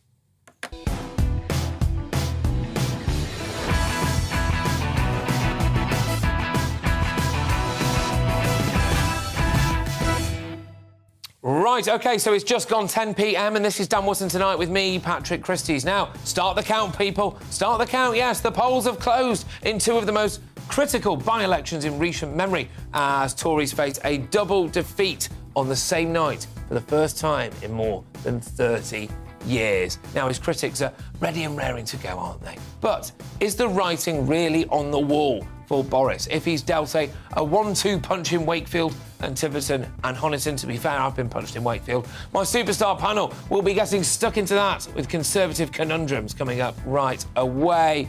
Their political commentator Dominic Samuels, former Tory London mayoral candidate Sean Bailey and author and broadcaster Amy Nicol as well. We'll also have immediate reaction from polling expert Sir John Curtis in just a few moments. Now, is it do or die for Labour too as well? Who will face serious questions about their electability if they fail to reclaim the red wall seat of Wakefield, especially? Their former deputy leader, Tom Watson, will weigh in, because I've got his weight loss book here. By the way, there's some pictures in this that we're going to get stuck right into, but and it details his mission as well to help you lose some of those pounds. I could do with a bit of that, couldn't I? After his own incredible diet overhaul. That's at 10:20. And as commuters endure another miserable day of strike action and a summer of discontent looks more likely as walkouts extend beyond the rail unions, is Education Secretary Nadeem Zahawi right that a threatened teachers' strike would be, quote, unforgivable? Plus, Gary Lineker proves that he's the greatest striker in England. There we go. After bizarrely claiming that he was a victim of racial abuse. Now, the woke crisp merchant joined the picket lines. Oh, grief. Have a day off, Gary, anyway. How many own goals can this man score? Anyway, I'll dig into those stories with the panel, and that's in the media buzz at 10:30. Meanwhile, sleepy Joe Biden. Is he addicted to virus scaremongering? Need more money to plan for the second pandemic. There's going to be another pandemic. Well, I'm surprised you can stay awake long enough to say that, frankly. But find out what social media sensation Zuby thinks of the president's claims we'll have another pandemic in the next 20 years. Anyway, he's uncancelled, and that's at 10:45. And finally, at 10:50, I'll crown my last Greatest Britain and union jackass before I relinquish the power to Dan Wootton. I must say, this has been great. He's not taking it from my cold, dead hands, Dan, anyway. He's going to be returning with you on Monday, but we'll also have sneak peeks at tomorrow's front pages. That's throughout the show. But first, it's time for the news with Polly Middlehurst.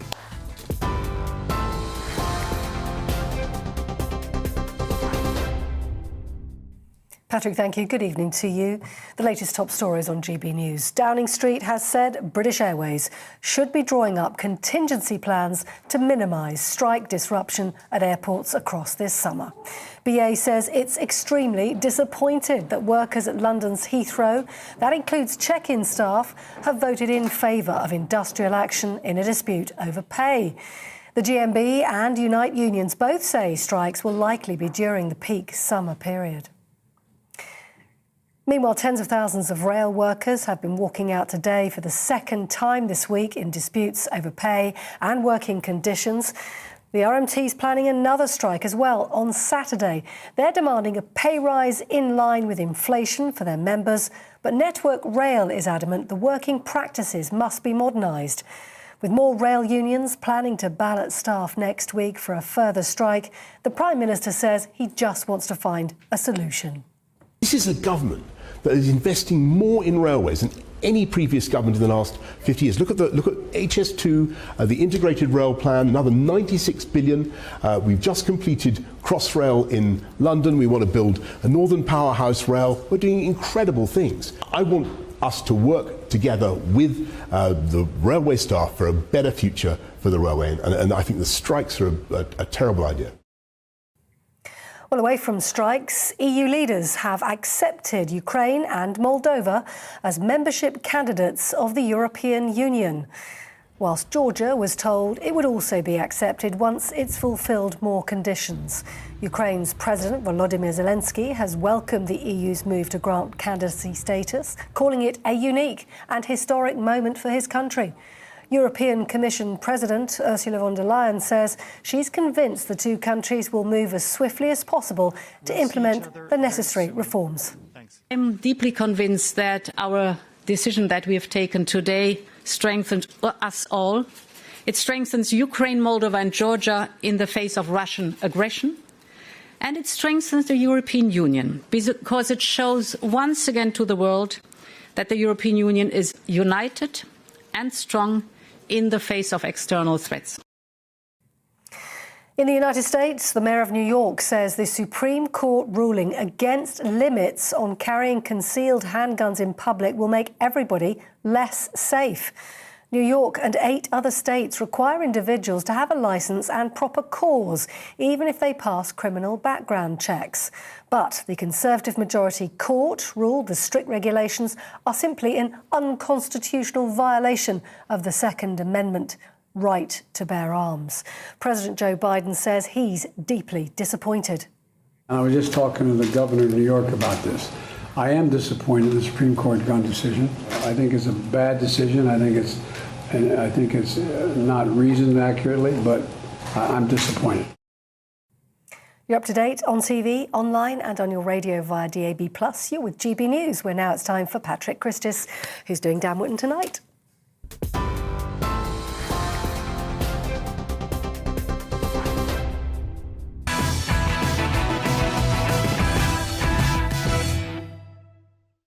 Yes, evening all now. Tomorrow's news tonight in our media buzz. So let's kick off.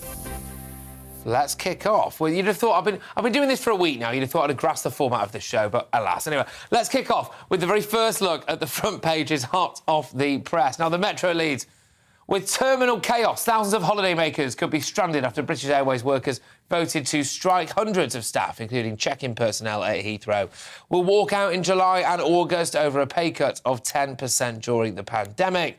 We're going to whiz you over to the Eye now, also leading on that story.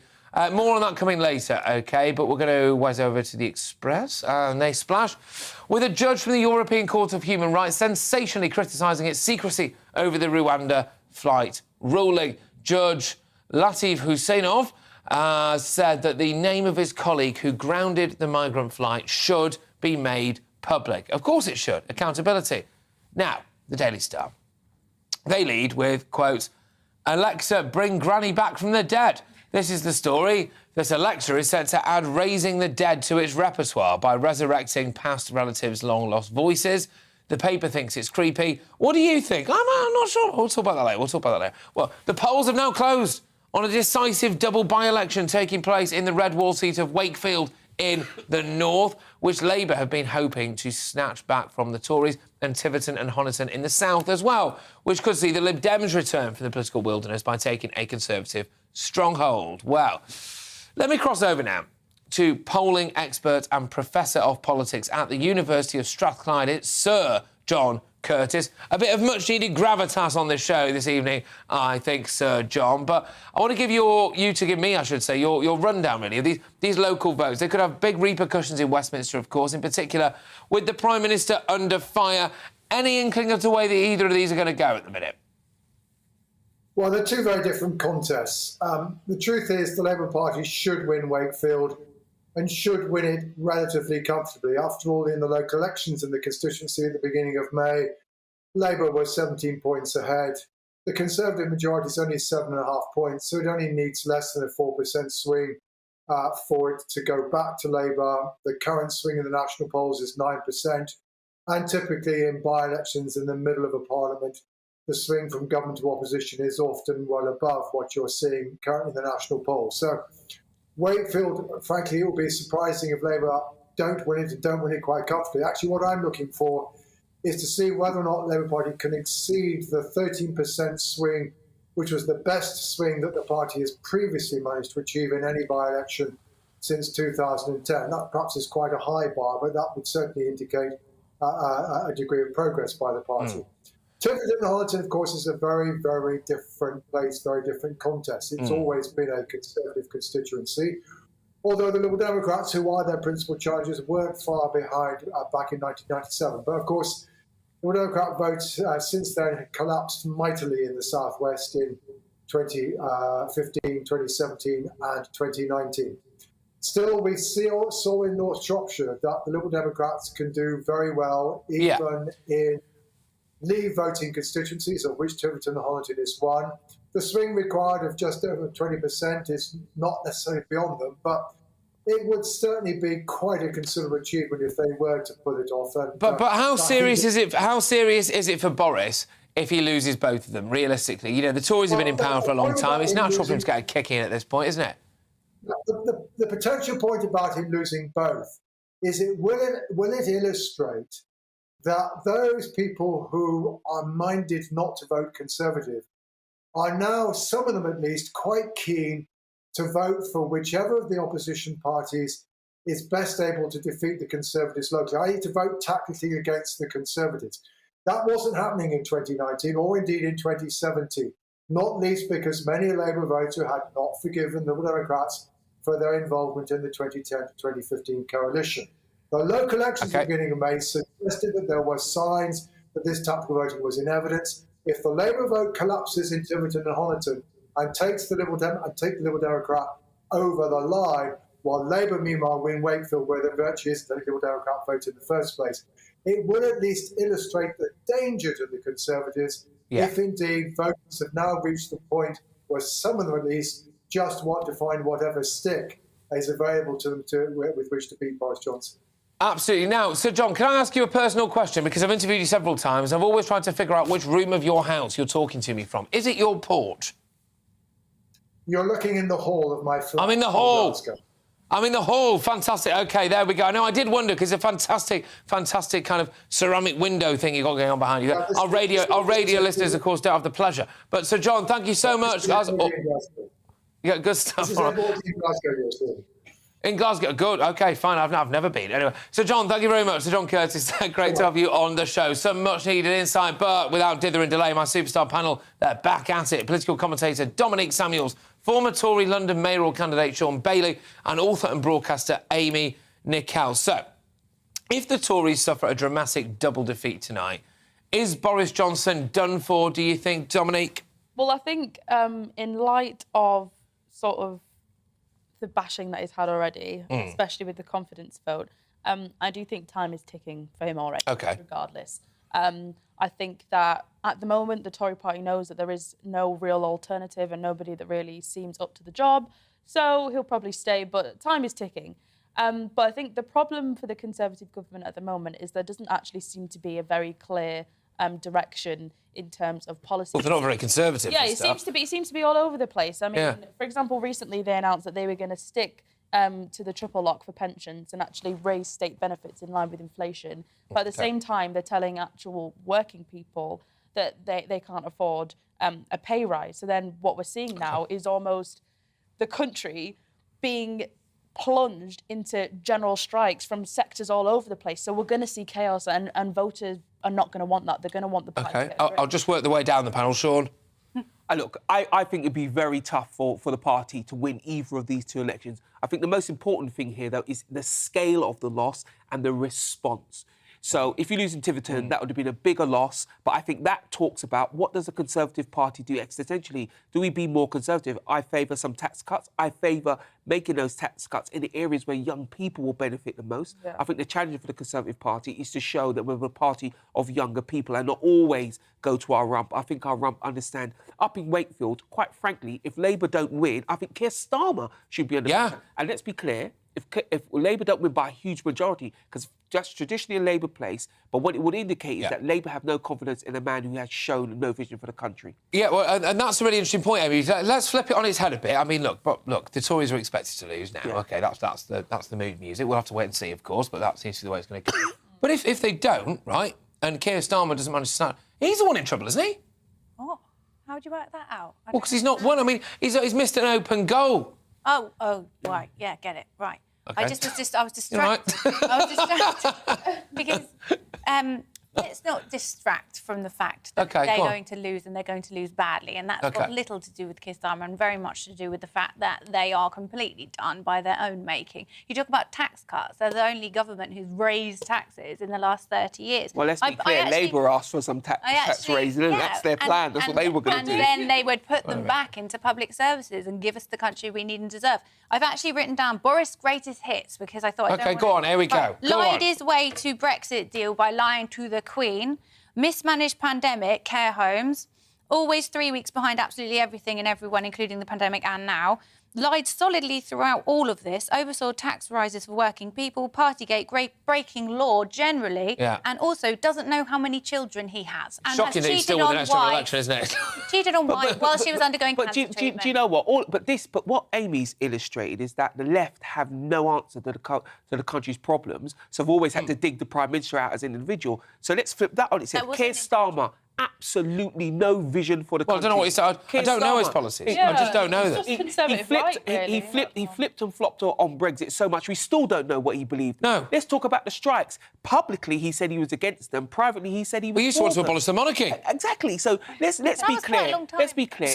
If you're looking at these by-elections, I do think it's going to be very tough for the Tories to perform well there. But also look at history.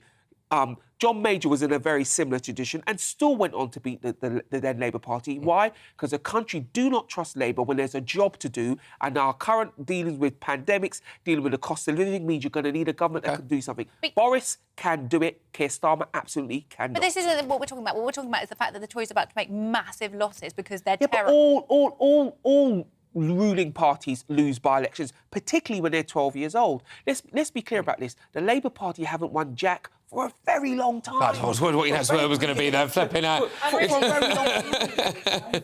It's never been easy to... But a week or so, just final... been a worse government. Final word on this, Dominique. Yeah, they should be doing a lot better then. Yeah. Do you think that if these... if these votes don't go the Tories' way, which they probably won't, right? Do you think that more letters will go in? I mean, does that even matter at this point, really? I think that has been... done. It's done now. That's not going to go anywhere. But I think what it might do is it might propel the Prime Minister to actually come up with some to be a Tory that benefit that benefit working people and specifically younger people as well. Because what really the government is favouring is the sort of the baby boomers who really are going to benefit from things like keeping the triple lock on pensions, etc., etc. Because that's a safe voting block, and it always has been for the party. But I think at the moment we're in a position where that demographic is sort of waning now. And well, by definition, of course. Yeah, but and you don't want to be in a position where you've got a load of angry millennials that are never going to vote for and I'm concerned that I am concerned that ship has sailed, right, actually, because I am concerned that very few people under the age of 30, because they've basically grown up with constant Tory rule, it's all they know. People of that age are maybe a bit rebellious anyway, or whatever.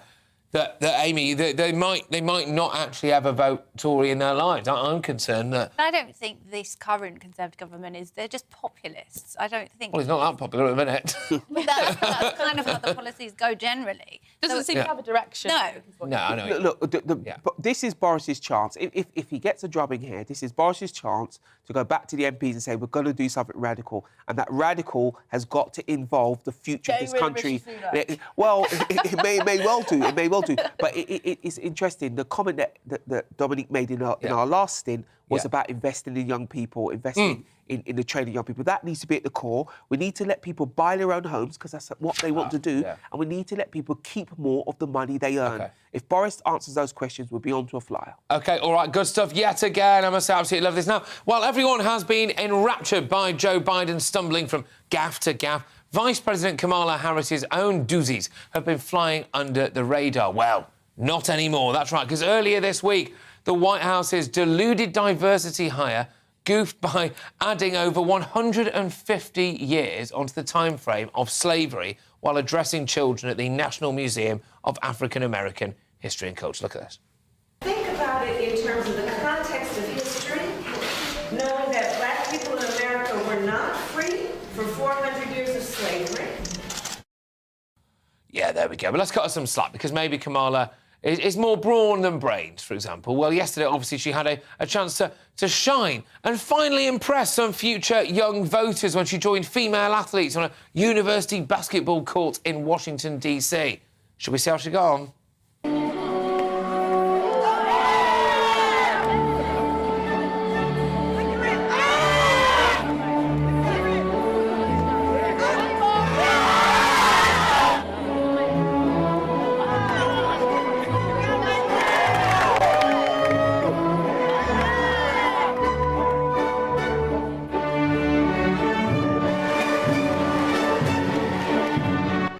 Yeah, she got there in the end, everybody. Finally, the ball went in there. Amy Nicola, we're having a stand-up row. She was going, that's very difficult. It's not very difficult. It's not very difficult. You just put the ball in the hoop. Anyway, nothing? Fair enough. OK, sorry. Right, pretty far off the mark there, too, was Kamala as well. And here was me thinking that Sleepy Joe Biden was the White House's most enthusiastic dribbler. Hey, there we go. One for the cheap seats. One for the cheap seats at the back. Anyway, right, OK.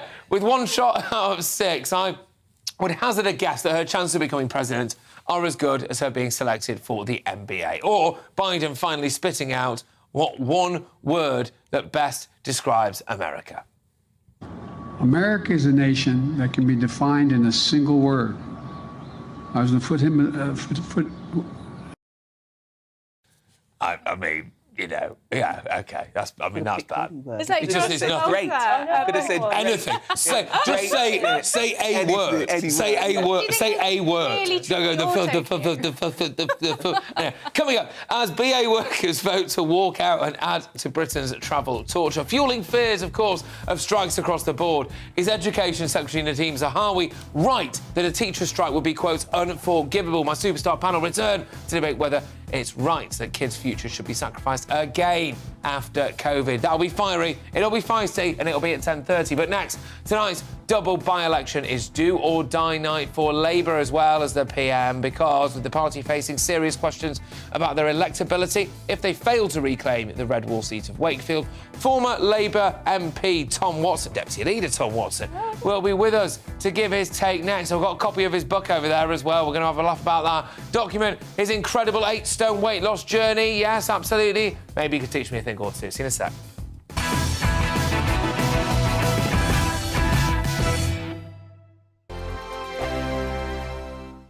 We are GB News. We're right across this great nation. On TV. On radio. On digital. Absolutely everywhere. We don't talk down to you. We embrace all voices. With honest and civilised conversation. We're not part of the establishment. We're one of you. And we're only getting started. Join us on GB News, The People's Channel. Britain's news channel. Every morning from 6 o'clock, we'll wake you up with GB News Breakfast with all the stories you didn't know from the night before. So whether it's serious news, entertainment, or your own views from all over our great nation, we're here to kick off your day with a smile. The national media should be reflecting and reporting what's happening here. You will notice the northwestern accents. Whether you're with us on TV, radio, or online, every morning, it's breakfast from 6 a.m. Hope you can join us. Join us for Ministry of Offence, the comedy panel show that's just like the news, in that the left fights the right and it doesn't really seem to matter who wins. We cover the big stories. It was in fact a troop of baboons and not angry vegans. I like that. And the really important stories. Fat naked cow gets stuck in swimming pool. It's a headline in a lot of local newspapers. Yeah. We're on the same team, Nick. Yeah, but I'm just helping you. Join us for Ministry of Offence, Saturday nights, 8 o'clock on GB News. I'm Dan Wootton. Join me Monday to Thursday from 9 to 11 for the feistiest and most fun news debate on TV, where free speech reigns. I'll bring you a sharp take on the day's biggest stories, bombshell newsmaker interviews, and A-list guests. And I guarantee you, no spin, no bias, no censorship, and no reason to go to bed. That's Dan Wootton tonight, Monday to Thursdays from 9 on GB News.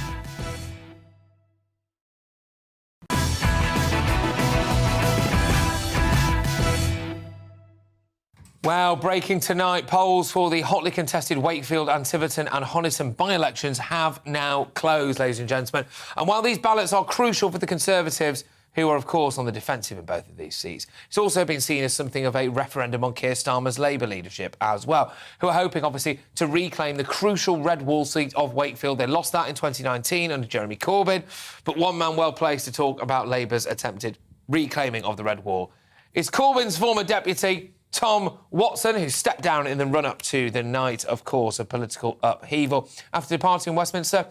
Tom, who tipped the scales at a fighting weight of 22 stone at his heaviest, embarked, to be honest with you, on a very, very impressive personal crusade to get his health back on track. He lost 8 stone, which is no mean feat at all, to be fair, and putting this type 2 diabetes, of course, into remission while writing a 2020 autobiography. Now, Tom is back with his latest guide to helping people get their health back on track. And let me bring him in, I think. It's good at times everywhere. We've got some pictures here. We've got some before and afters of Tom there, but there we go. Good evening, Tom. How are you, my good man? You OK? Keeping well? Very good, thank you. Thanks for showing all those before and after shots. I wince when I look at them. Well, OK. Sorry about that. Well, I tell you, I can be honest with you, Tom. It had nothing to do with me. I think you should be very proud of where you are now. I've kind of been on it's been a mixed bag, my weight loss journey, in the sense that I filled that bag full of sweets and I ate it. But now, before we talk about your fascinating health journey, can we just ask as well, just a bit more political on brand, as it were? But Labour obviously will face serious questions, won't they, in these by-elections, I suppose. How do you see it going? I don't know. I tried to I phoned friends in both by-elections to find out what's going on. I think everyone says it's tight, but, It's looking like Labour have had a good campaign in Wakefield. I don't know what the result will be, and the Lib Dems have worked hard. I mean, for the Lib Dems in particular to win that seat in the southwest, I think that's a really tall order for them, and if they pull that off, that will be a bit of a shock. But I've just looked at I've been watching the conversation tonight. It looks like the Tories have managed to handle the national media to price in a double defeat, doesn't it? So everyone's just assuming they're going to lose. I mean, and it's really, which surprises me, because to actually take a by-election seat it's really hard work. I've run a few in my time, and I've run double-header by-election, or been involved in double-header by-elections. And the pressure was really on. In Tony Blair's time, I ran a Birmingham by-election when there was one in Leicester, and we won one and lost one. And there was some talk that Tony Blair might resign had we lost both of them. So they're troublesome for incumbent parties. Is it just, and we will move on to your weight loss stuff and your book, which I've had in front of me, Tom. Can I just say also, by the way, there we go. Yes, yeah. Just give me one more on the political stuff, if that's all right. Because do you think that Keir Starmer actually? I mean, what am I? Let's say I was desperate to vote for Keir Starmer. I just don't know what I'm voting for, Tom. Well, I think it's. I mean, you've got to see where the party comes from. I look at it from the nadir of 2019. I literally cannot believe the Labour Party is in contention in any by-election right now, because when you've had a breach of trust with. I mean, you voters, got hammered. Absolutely annihilated in 2019, and that was a rejection of Jeremy Corbyn's leadership, in my view. But when you lose that trust, it's very hard to win back. So, I mean, I think what the current polls show is, it really does show how the Conservatives have squandered a very large electoral majority. And I think what they see with Labour now is, I think they look at Keir Starmer and they see great integrity and decency. Well, they want to now look at the team around him, and will reserve judgment until they look at a manifesto at the next election. I mean, don't forget Labour's manifesto at the last election promised a lot of things that frightened. Well, I mean, we'd be double skinned. We'd be doubly skinned now. We'd have been bankrupt before the pandemic, some might say, so to be fair. But there we go. Right, let's move it on.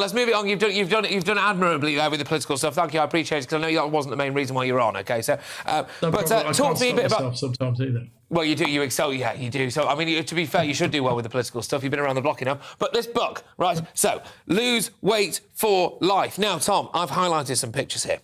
We've got Tom writing his ode to Jeremy Corbyn. What else have we got here? Here we go. What else have we got? Tom walks up the stairs. Lovely stuff. Tom walks up the stairs. Yeah. Fantastic stuff. We've got, hang on. Tom on bike. I like Tom on bike, I must say. Look, but I'm really taking a bit, mate. Obviously, no. I'll tell you what I like. Tom carries bike. Yeah, I don't know why they made me do that shot. Yeah, but look, mate, we've all been there. All joking aside, can I just say, genuinely, I really do mean this, mate. What a fantastic achievement that you've done, and a shining light as well, seriously, for anyone who, A, struggles a bit with their weight, B, just wants to get healthier, and how you can do it. I know I took the mickey a bit there, but genuinely, can I just say massive congratulations for you. How did you have the mental resolve to pull it off? In the end, I didn't want to die, and that's what motivated me to start. And then 5 years, it's nearly 5 years since I pulled the majority of the weight off. And for me, the measurement is my diabetes still in remission? And it is. My blood sugar levels are in good shape. But actually, the reason I wrote this second book was loads of people wrote to me. I just told my own story in the first book, but loads of people wrote to me and said, how do you do it? How do you overcome the downtime? The failures. And in the end, I realised that what you've got to be is you've got to continue to reward yourself when you do virtuous things, and you've not got to be so harsh on yourself when you think you're failing, because we all fail we all have bad days, we all have bad weeks. And the book came to life for me in the lockdown 3, actually, because I did have a slump. We had a family bereavement which hit us all hard. We were in lockdown. All the gyms were closed. For the first time in 4.5 years, I started to put a bit of weight on. Right, which is natural, by the way. Which was natural. That anyone would have been in that situation, really. And believe me, I'm the world's living expert on failing on diets. I've done every fad diet. Mate, look at me. I mean, I've failed them all. Yeah, you're preaching to the choir here, Tom. But what I learned this time was what you actually need to do is get a reset. And I went back I tried to remember what I did on day one when I started to lose all the weight, and I realised what it was a daily steps count, measure your food, do your daily weigh-in, get some routines in place, try and fix your habits. And when I did that, I got it back on track, and that helped me write this bit of the book. So there's a lot of mindset on there. Good. And on mindset, it's don't punish yourself when you fail, because that's inevitable. You're going to do that. But remember to reward yourself when you do the right stuff. Can I just say, Tom, genuinely, I know that you're not, you probably wouldn't admit this about yourself, but you are saving lives by doing this stuff, because you're actually living proof. And I seem to remember, sorry, I'm going to get shouted out now because we've not got too long left, Tom, so we'll keep it short and sweet. But it seemed to me, from an outside perspective, that you dropped the weight pretty quickly, didn't you? I saw you one day and was like, flipping out, Tom's looking well. It took about a year to lose the bulk of it. I lost 100 pounds in about 9 or 10 months. But remember, I was really heavy, so weight comes off a bit easier when you're my size. But it was actually getting fit after that. I started to bike. I started to, I overcame my fear of gyms, and did things like that and incrementally improved what I did. And that was all about trying to measure movement and measure your activity throughout the day. And there's a little bit about that in the book as well. What I think in the end, though, I think I just ended up being cognitively sharper and more chilled out. And I sometimes think that maybe I became too chilled out for politics. Maybe. But can I just say, you know, look, I've actually, over the course of the years, you probably won't remember me, Tom, but I've spoken to you a couple of times anyway in the past. And I must say, I've always found you just incredibly amiable chap. And I must say, we might be on different sides of the political fence, but I think if there were more people like you in politics, the world would probably be a better place. And what you're doing with this book as well, which is, of course, Lose Weight for Life. That's the number 4 as well. It's Tom Watson's blueprint for long-term sustainable weight loss. You can see it on your screens there. If you can't see it on your screens, you're listening on radio, it's a book. And, yes, Tom, thank you very, very much. Tom Watson, great to have you on the show, mate. Well, let's speak soon, OK? And well done for everything you're doing, seriously. You've done a cracking job, so good stuff. That was, of course, former Labour Deputy Leader Tom Watson, whose latest book, yes, Lose Weight for Life, is now available from all the major stores. Thank you very, very much. Tom, right, coming up. As Joe Biden warns the US to prepare for the next pandemic in the basically catatonic commander-in-chief, addicted to scaremongering, is he? Do you think social media sensations he takes the man he dubs America's worst ever president to task? That's uncancelled. That's at 10:40, which is just a few minutes away. But next, after walkouts spread beyond rail unions, on another day of industrial action, his Education Secretary Nadeem Zahawi right that a teacher strike will be, quote, unforgivable. My superstar panel debate that after the break. Plus, there's more on the front pages as well. They're hot off the press. Don't you dare go anywhere, people.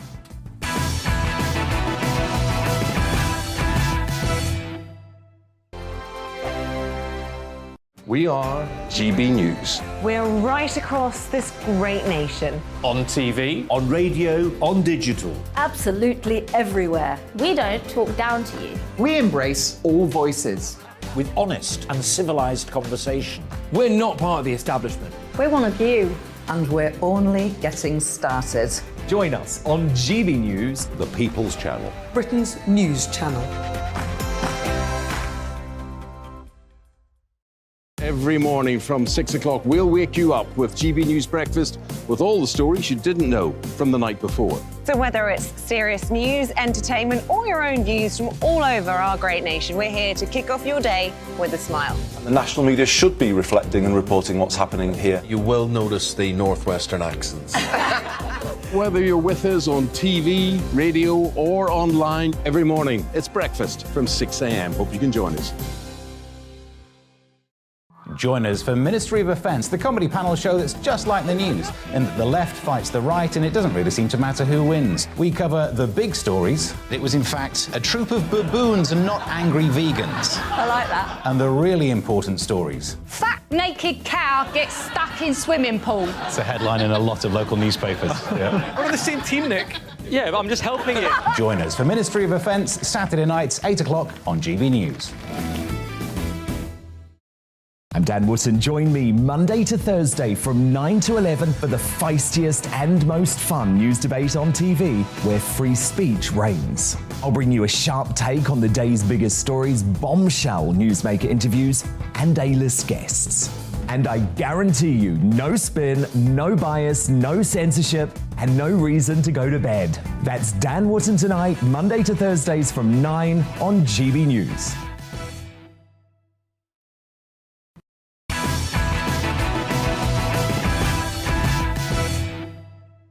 Yes, let's return to tomorrow's news tonight in our media buzz. And more front pages have just been delivered. Yes, still not got the format of this show, but there we go. More front pages have just been delivered. We're going to go to The Independent. OK, they lead on the PM saying it would be, quote, crazy to quit over by-elections. Boris Johnson dismissed suggestions of a resignation as he arrived in Rwanda for a Commonwealth summit. Plus, at least we sent someone to Rwanda. Plus, the paper warns of mass disruption this summer as BA workers at Heathrow vow to strike. Now, The Guardian as well, they lead on the fact that airport staff basically have voted to strike as the threat of disruption widens. More on that in just a moment. We're going to go over to The Telegraph now. They lead with the drive for green fuel to be relaxed. Boris Johnson will ease off the push to use biofuel amid concerns that the initiative could contribute to the cost of living crisis. That's despite it being a key part of the government's net zero ambition. The Daily Mail now, everybody, and they lead with Boris's Rwanda rebuke to Prince Charles. The PM has urged critics to, quote, keep an open mind on the migration policy that the royal is reported to have privately called appalling. But more on the media buzz now.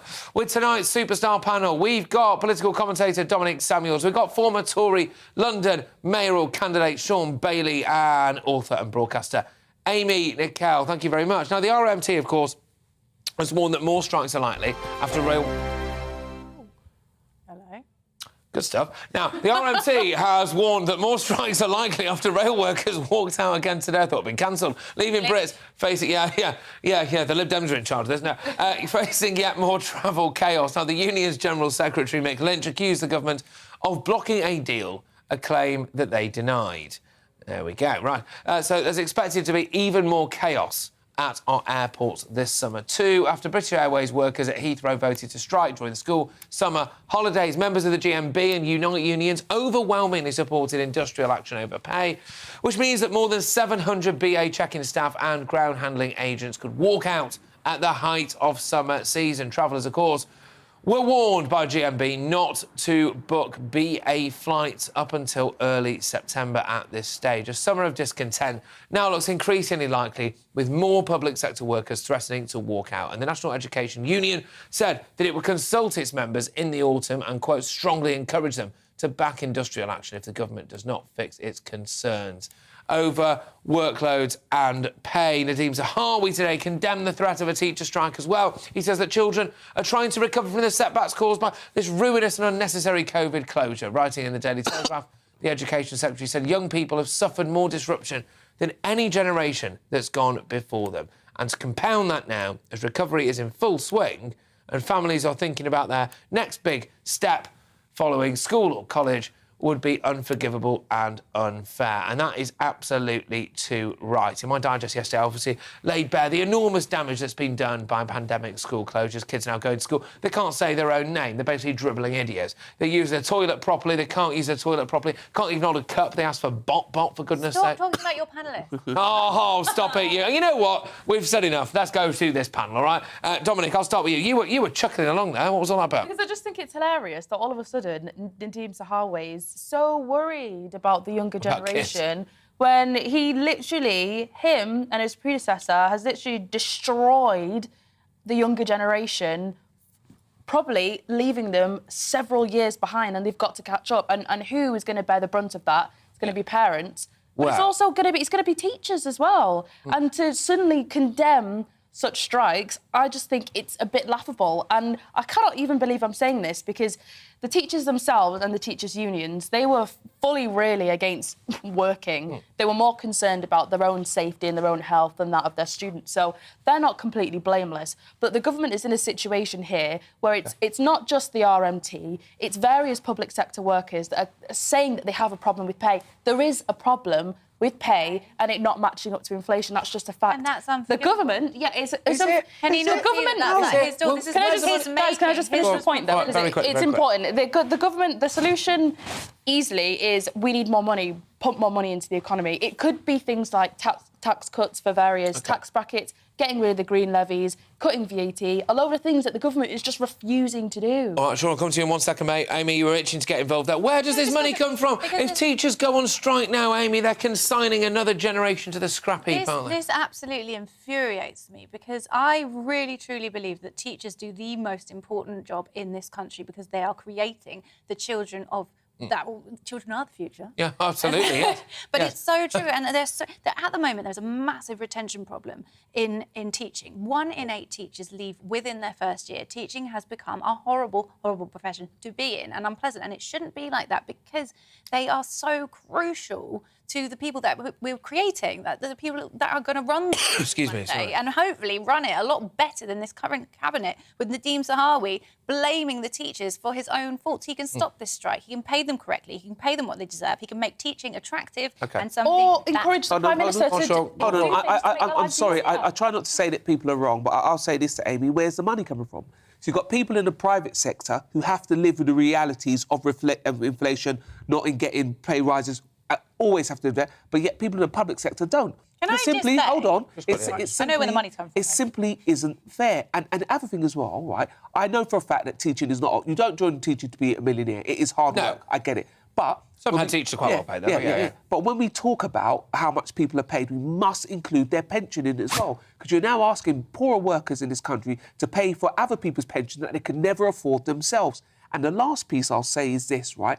Isn't it a little bit convenient that the unions that have such strong link to Labour all decided to come out now and try to cause a summer of this. Well, this is what I think. There's a political element to this. It cannot be denied. I'm sure I've got to be honest with you, mate. I agree, because I think that, I think they thought they'd get Boris over Partygate. I think they thought they'd get him over anything, frankly. And it's not happened. And I think that now they've gone, look, we're just going to play the Hail Mary here. We're going to go, right, let's try and bring the country to its knees. No, even if there is a political element here, I just think it's fundamentally unconservative to not want to preserve the very institutions that form the backbone So we have to pay them more, do of we? our country. Of course. We don't pay our police officers enough. Their conditions are not good enough. Okay. Our teachers' working conditions are not good enough. Our nurses' working conditions, they're just not good enough. So why are the people who drive the trains going on strike? The railway workers, I'm sorry, I had a look at railway executive salaries, earning more than the Prime Minister, some of them. The savings need to be The made wrong there people are on too. strike. I don't think it's left-wing or Labour to say that our public sector... I'm sorry, it's not looked after enough. Last word for you, Amy, on this, then. Go on. Coming round to mine. Oh, here we go. You've gone all lefty. Different solution. But it's such a cliche, but it's true. The rich have never been richer. And unfortunately, at the moment in this country, those on working wage have never been poorer. At the moment, teachers are struggling to get to school because of the price of petrol. Their wages do not equate to being able to have a lifestyle which is sustainable. And that is unforgivable. And Nadeem Sahawi needs to sort that out and not blame the teachers for striking for what they are owed. OK, right, good, robust, as ever. Now, OK, finally, earlier this week, we told how Gary Lineker scored a bizarre own goal by claiming, as a white Brit, that he was subjected to racist abuse at school and during his playing career as well. Now, the former football star turned Wokester-in-chief has scored another own goal, joining striking socialist rail workers on the picket line. So, protesting RMT members shared a snap on Twitter of Lineker posing with them at their Manchester picket this morning. They captioned the image, quotes, solidarity, of course they did, as Gary clutched a Pret coffee. I mean, you just couldn't make it up. You left your avocado at home, Gary, mate. Anyway, very metropolitan, of course, but other coffee chains are available, naturally. They're usually cheaper as well, actually. Anyway, BBC man Lineker, who is paid 2 million big ones a year by you and me, right, for talking about footy on Match of the Day, attracted a fair bit of flack for the photo call. One critic, former Tory councillor Richard Hilton, hit the nail on the head when he said Lineker, who drives an electric Mini costing 50k, shows up to support train drivers to earn around 50k. Meanwhile, workers on minimum wage are stranded on a bus in stifling heat. Real men of the people, you lot. There we go. Now, I suppose Gary is England's greatest striker after all, isn't he? There we go. You see what we did there, people? You see what we did there? This doesn't just happen, ladies and gents, I'm telling you. It doesn't just happen. Right, coming up, I have the power for one final time as I crown my greatest Britain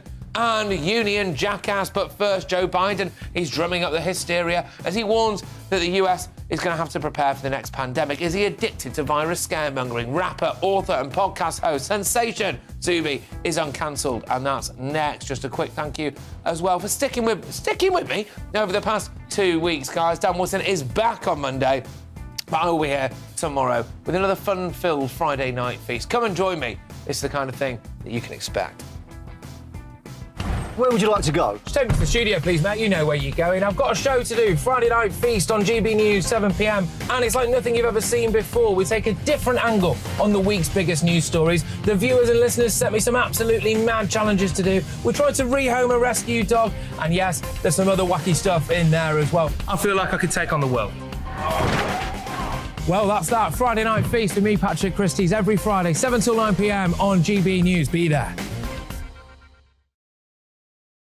Yes, I tell you what, you're not going to want to miss this week. I have actually caused myself quite a serious injury doing Challenge Christie's, so thank you to whoever challenged me to go lawnmower racing. Anyway, it's time for Uncancelled.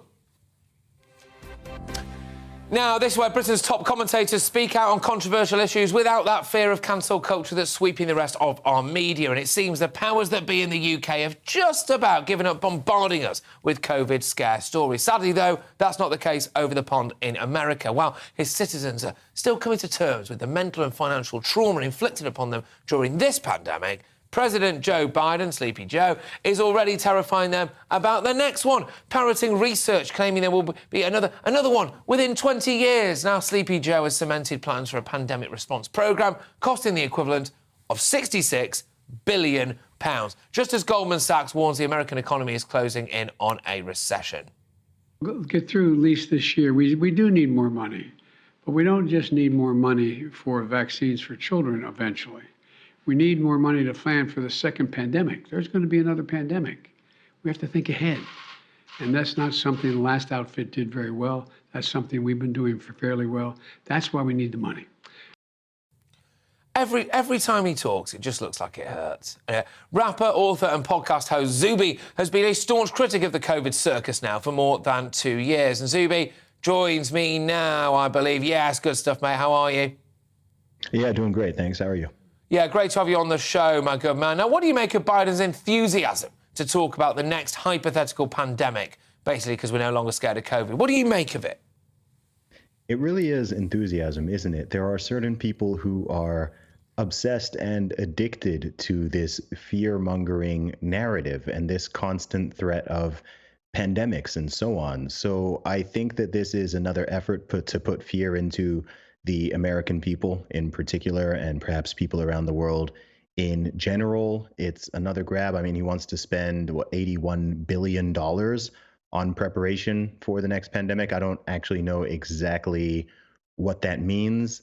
And I've also seen in articles that they're talking to so-called experts, once again, those unnamed experts again, who are saying that there is a 1 in 2 chance that there's going to be another severe pandemic in the next 25 years. I mean, that's a coin toss. I mean, what kind of data is this based on? It sounds like just a random guessing. Oh, there's a 50-50 chance that in the next 25 years there'll be another pandemic. I mean, I don't know. I mean, being prepared is not essentially a bad thing, but I think that what Americans are concerned about at this point in time right now is not another pandemic that's potentially coming in a couple decades. Well, I'm surprised that Joe Biden's even thought about planning a couple of decades ahead, to be perfectly honest with you. But I do think I'm worried about whether or not it's going to come over here. Whether we've got addicted to, forgive me, Zuby, fear porn. OK, where now we had Chris Whitty looming large like someone had just rolled an egg in cat hair. Every single day was there, staring at me in my front room, telling me how many people had died, making wrong predictions. And then almost we're a bit lost without Whitty. Where's Whitty? OK, you know, and I'm just concerned that now people need to be scared of something, and we're thinking about the next pandemic already. Psychologically, it's damaging, surely. It's absolutely damaging, and a lot of people still very clearly have not recovered from the psychological damage of the last one, let alone the economic and financial fallout, which is already happening and is going to continue for a while. I don't think that pain is over, and I'm not trying to fearmonger on the other side. I'm just being realistic here. And as I said, there's nothing wrong. It's good for nations and for people in general to be prepared.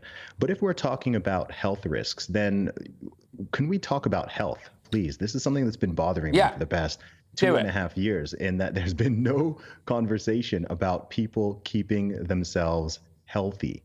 You are the first line of defense. As we saw with COVID, it primarily, look, if people are older, then there's nothing that can be done about age. We can't reverse age. But when it comes to factors such as obesity, that big elephant in the room, then that is something that puts people at greater risk of many, many diseases. It puts additional burden on the NHS and other health institutions. So let's discuss it. If Biden wants Americans to prepare, then how about we prepare with? How about you stop them eating cake for breakfast? Yeah, exactly. Yes. Yeah, candied bacon. But having said that, Zuby, you can see me. I'm not exactly the picture of health, my good man. But you know, it did surprise me. You see people there on their mobility scooters who are like 40 years old, and they're basically too fat to walk. They're spilling all over it, and they've double masked. You know, they've got all these, and you think, am I being locked down to protect your health? You know, I mean, I just found out it was absolutely insane. But Zuby, unfortunately, we've run out of time. I know it was short and sweet. Thank you so much. Thank you, Zuby, the rapper, author and host of the Real Talk with Zuby podcast. Great stuff, a fan favourite here at GB News, and rightly so. Right, gosh, you know what? I've very nearly come to the end of this 2-week stint covering for Dan. I'm sure you'll all be very glad to see Dan back, but I must say I've really enjoyed it, actually. It's been great stuff. So, for the final time, one last dance, people. Today's Greatest Britain and Union Jackass. Right, with me to reveal theirs is my superstar panel. We've got political commentator Dominic Samuels. We've got former Tory London mayoral candidate as well. We've cancelled Amy Nicol. Where's Amy? She's gone on strike. She's on the picket line, right, outside of Manchester RMT strike. Anyway, London mayoral candidate Sean Bailey. Oh, she's back! And Amy Nicol, fantastic author and broadcaster. I'm getting in the neck here. Right, OK, sorry. Dominic, who's your greatest Britain? My greatest Britons are the children's campaign group, Us For Them. They're raising awareness about the impact that COVID policies have had on children, as they feel as though they're being brushed under the rug, and I completely agree. OK, good. Was a strong start. Sean, greatest Britain? My greatest Britain is a great British commuter who's had to put up with insurmountable amounts of disruption caused by the RMT's short-sighted strike. OK, well, I tell you what, off to a flyer here. Go on, Amy, I bet I'm not going to agree with this one. Go on, talk to me. Well, it's the absolute legend that... Oh, gosh. After an absolutely flawless, unshakable week of fantastic media interviews, I really want a YouTube mashup so I can watch it on repeat forever. Oh. Get a life. No, I don't know. So that was Mick Lynch, right? OK.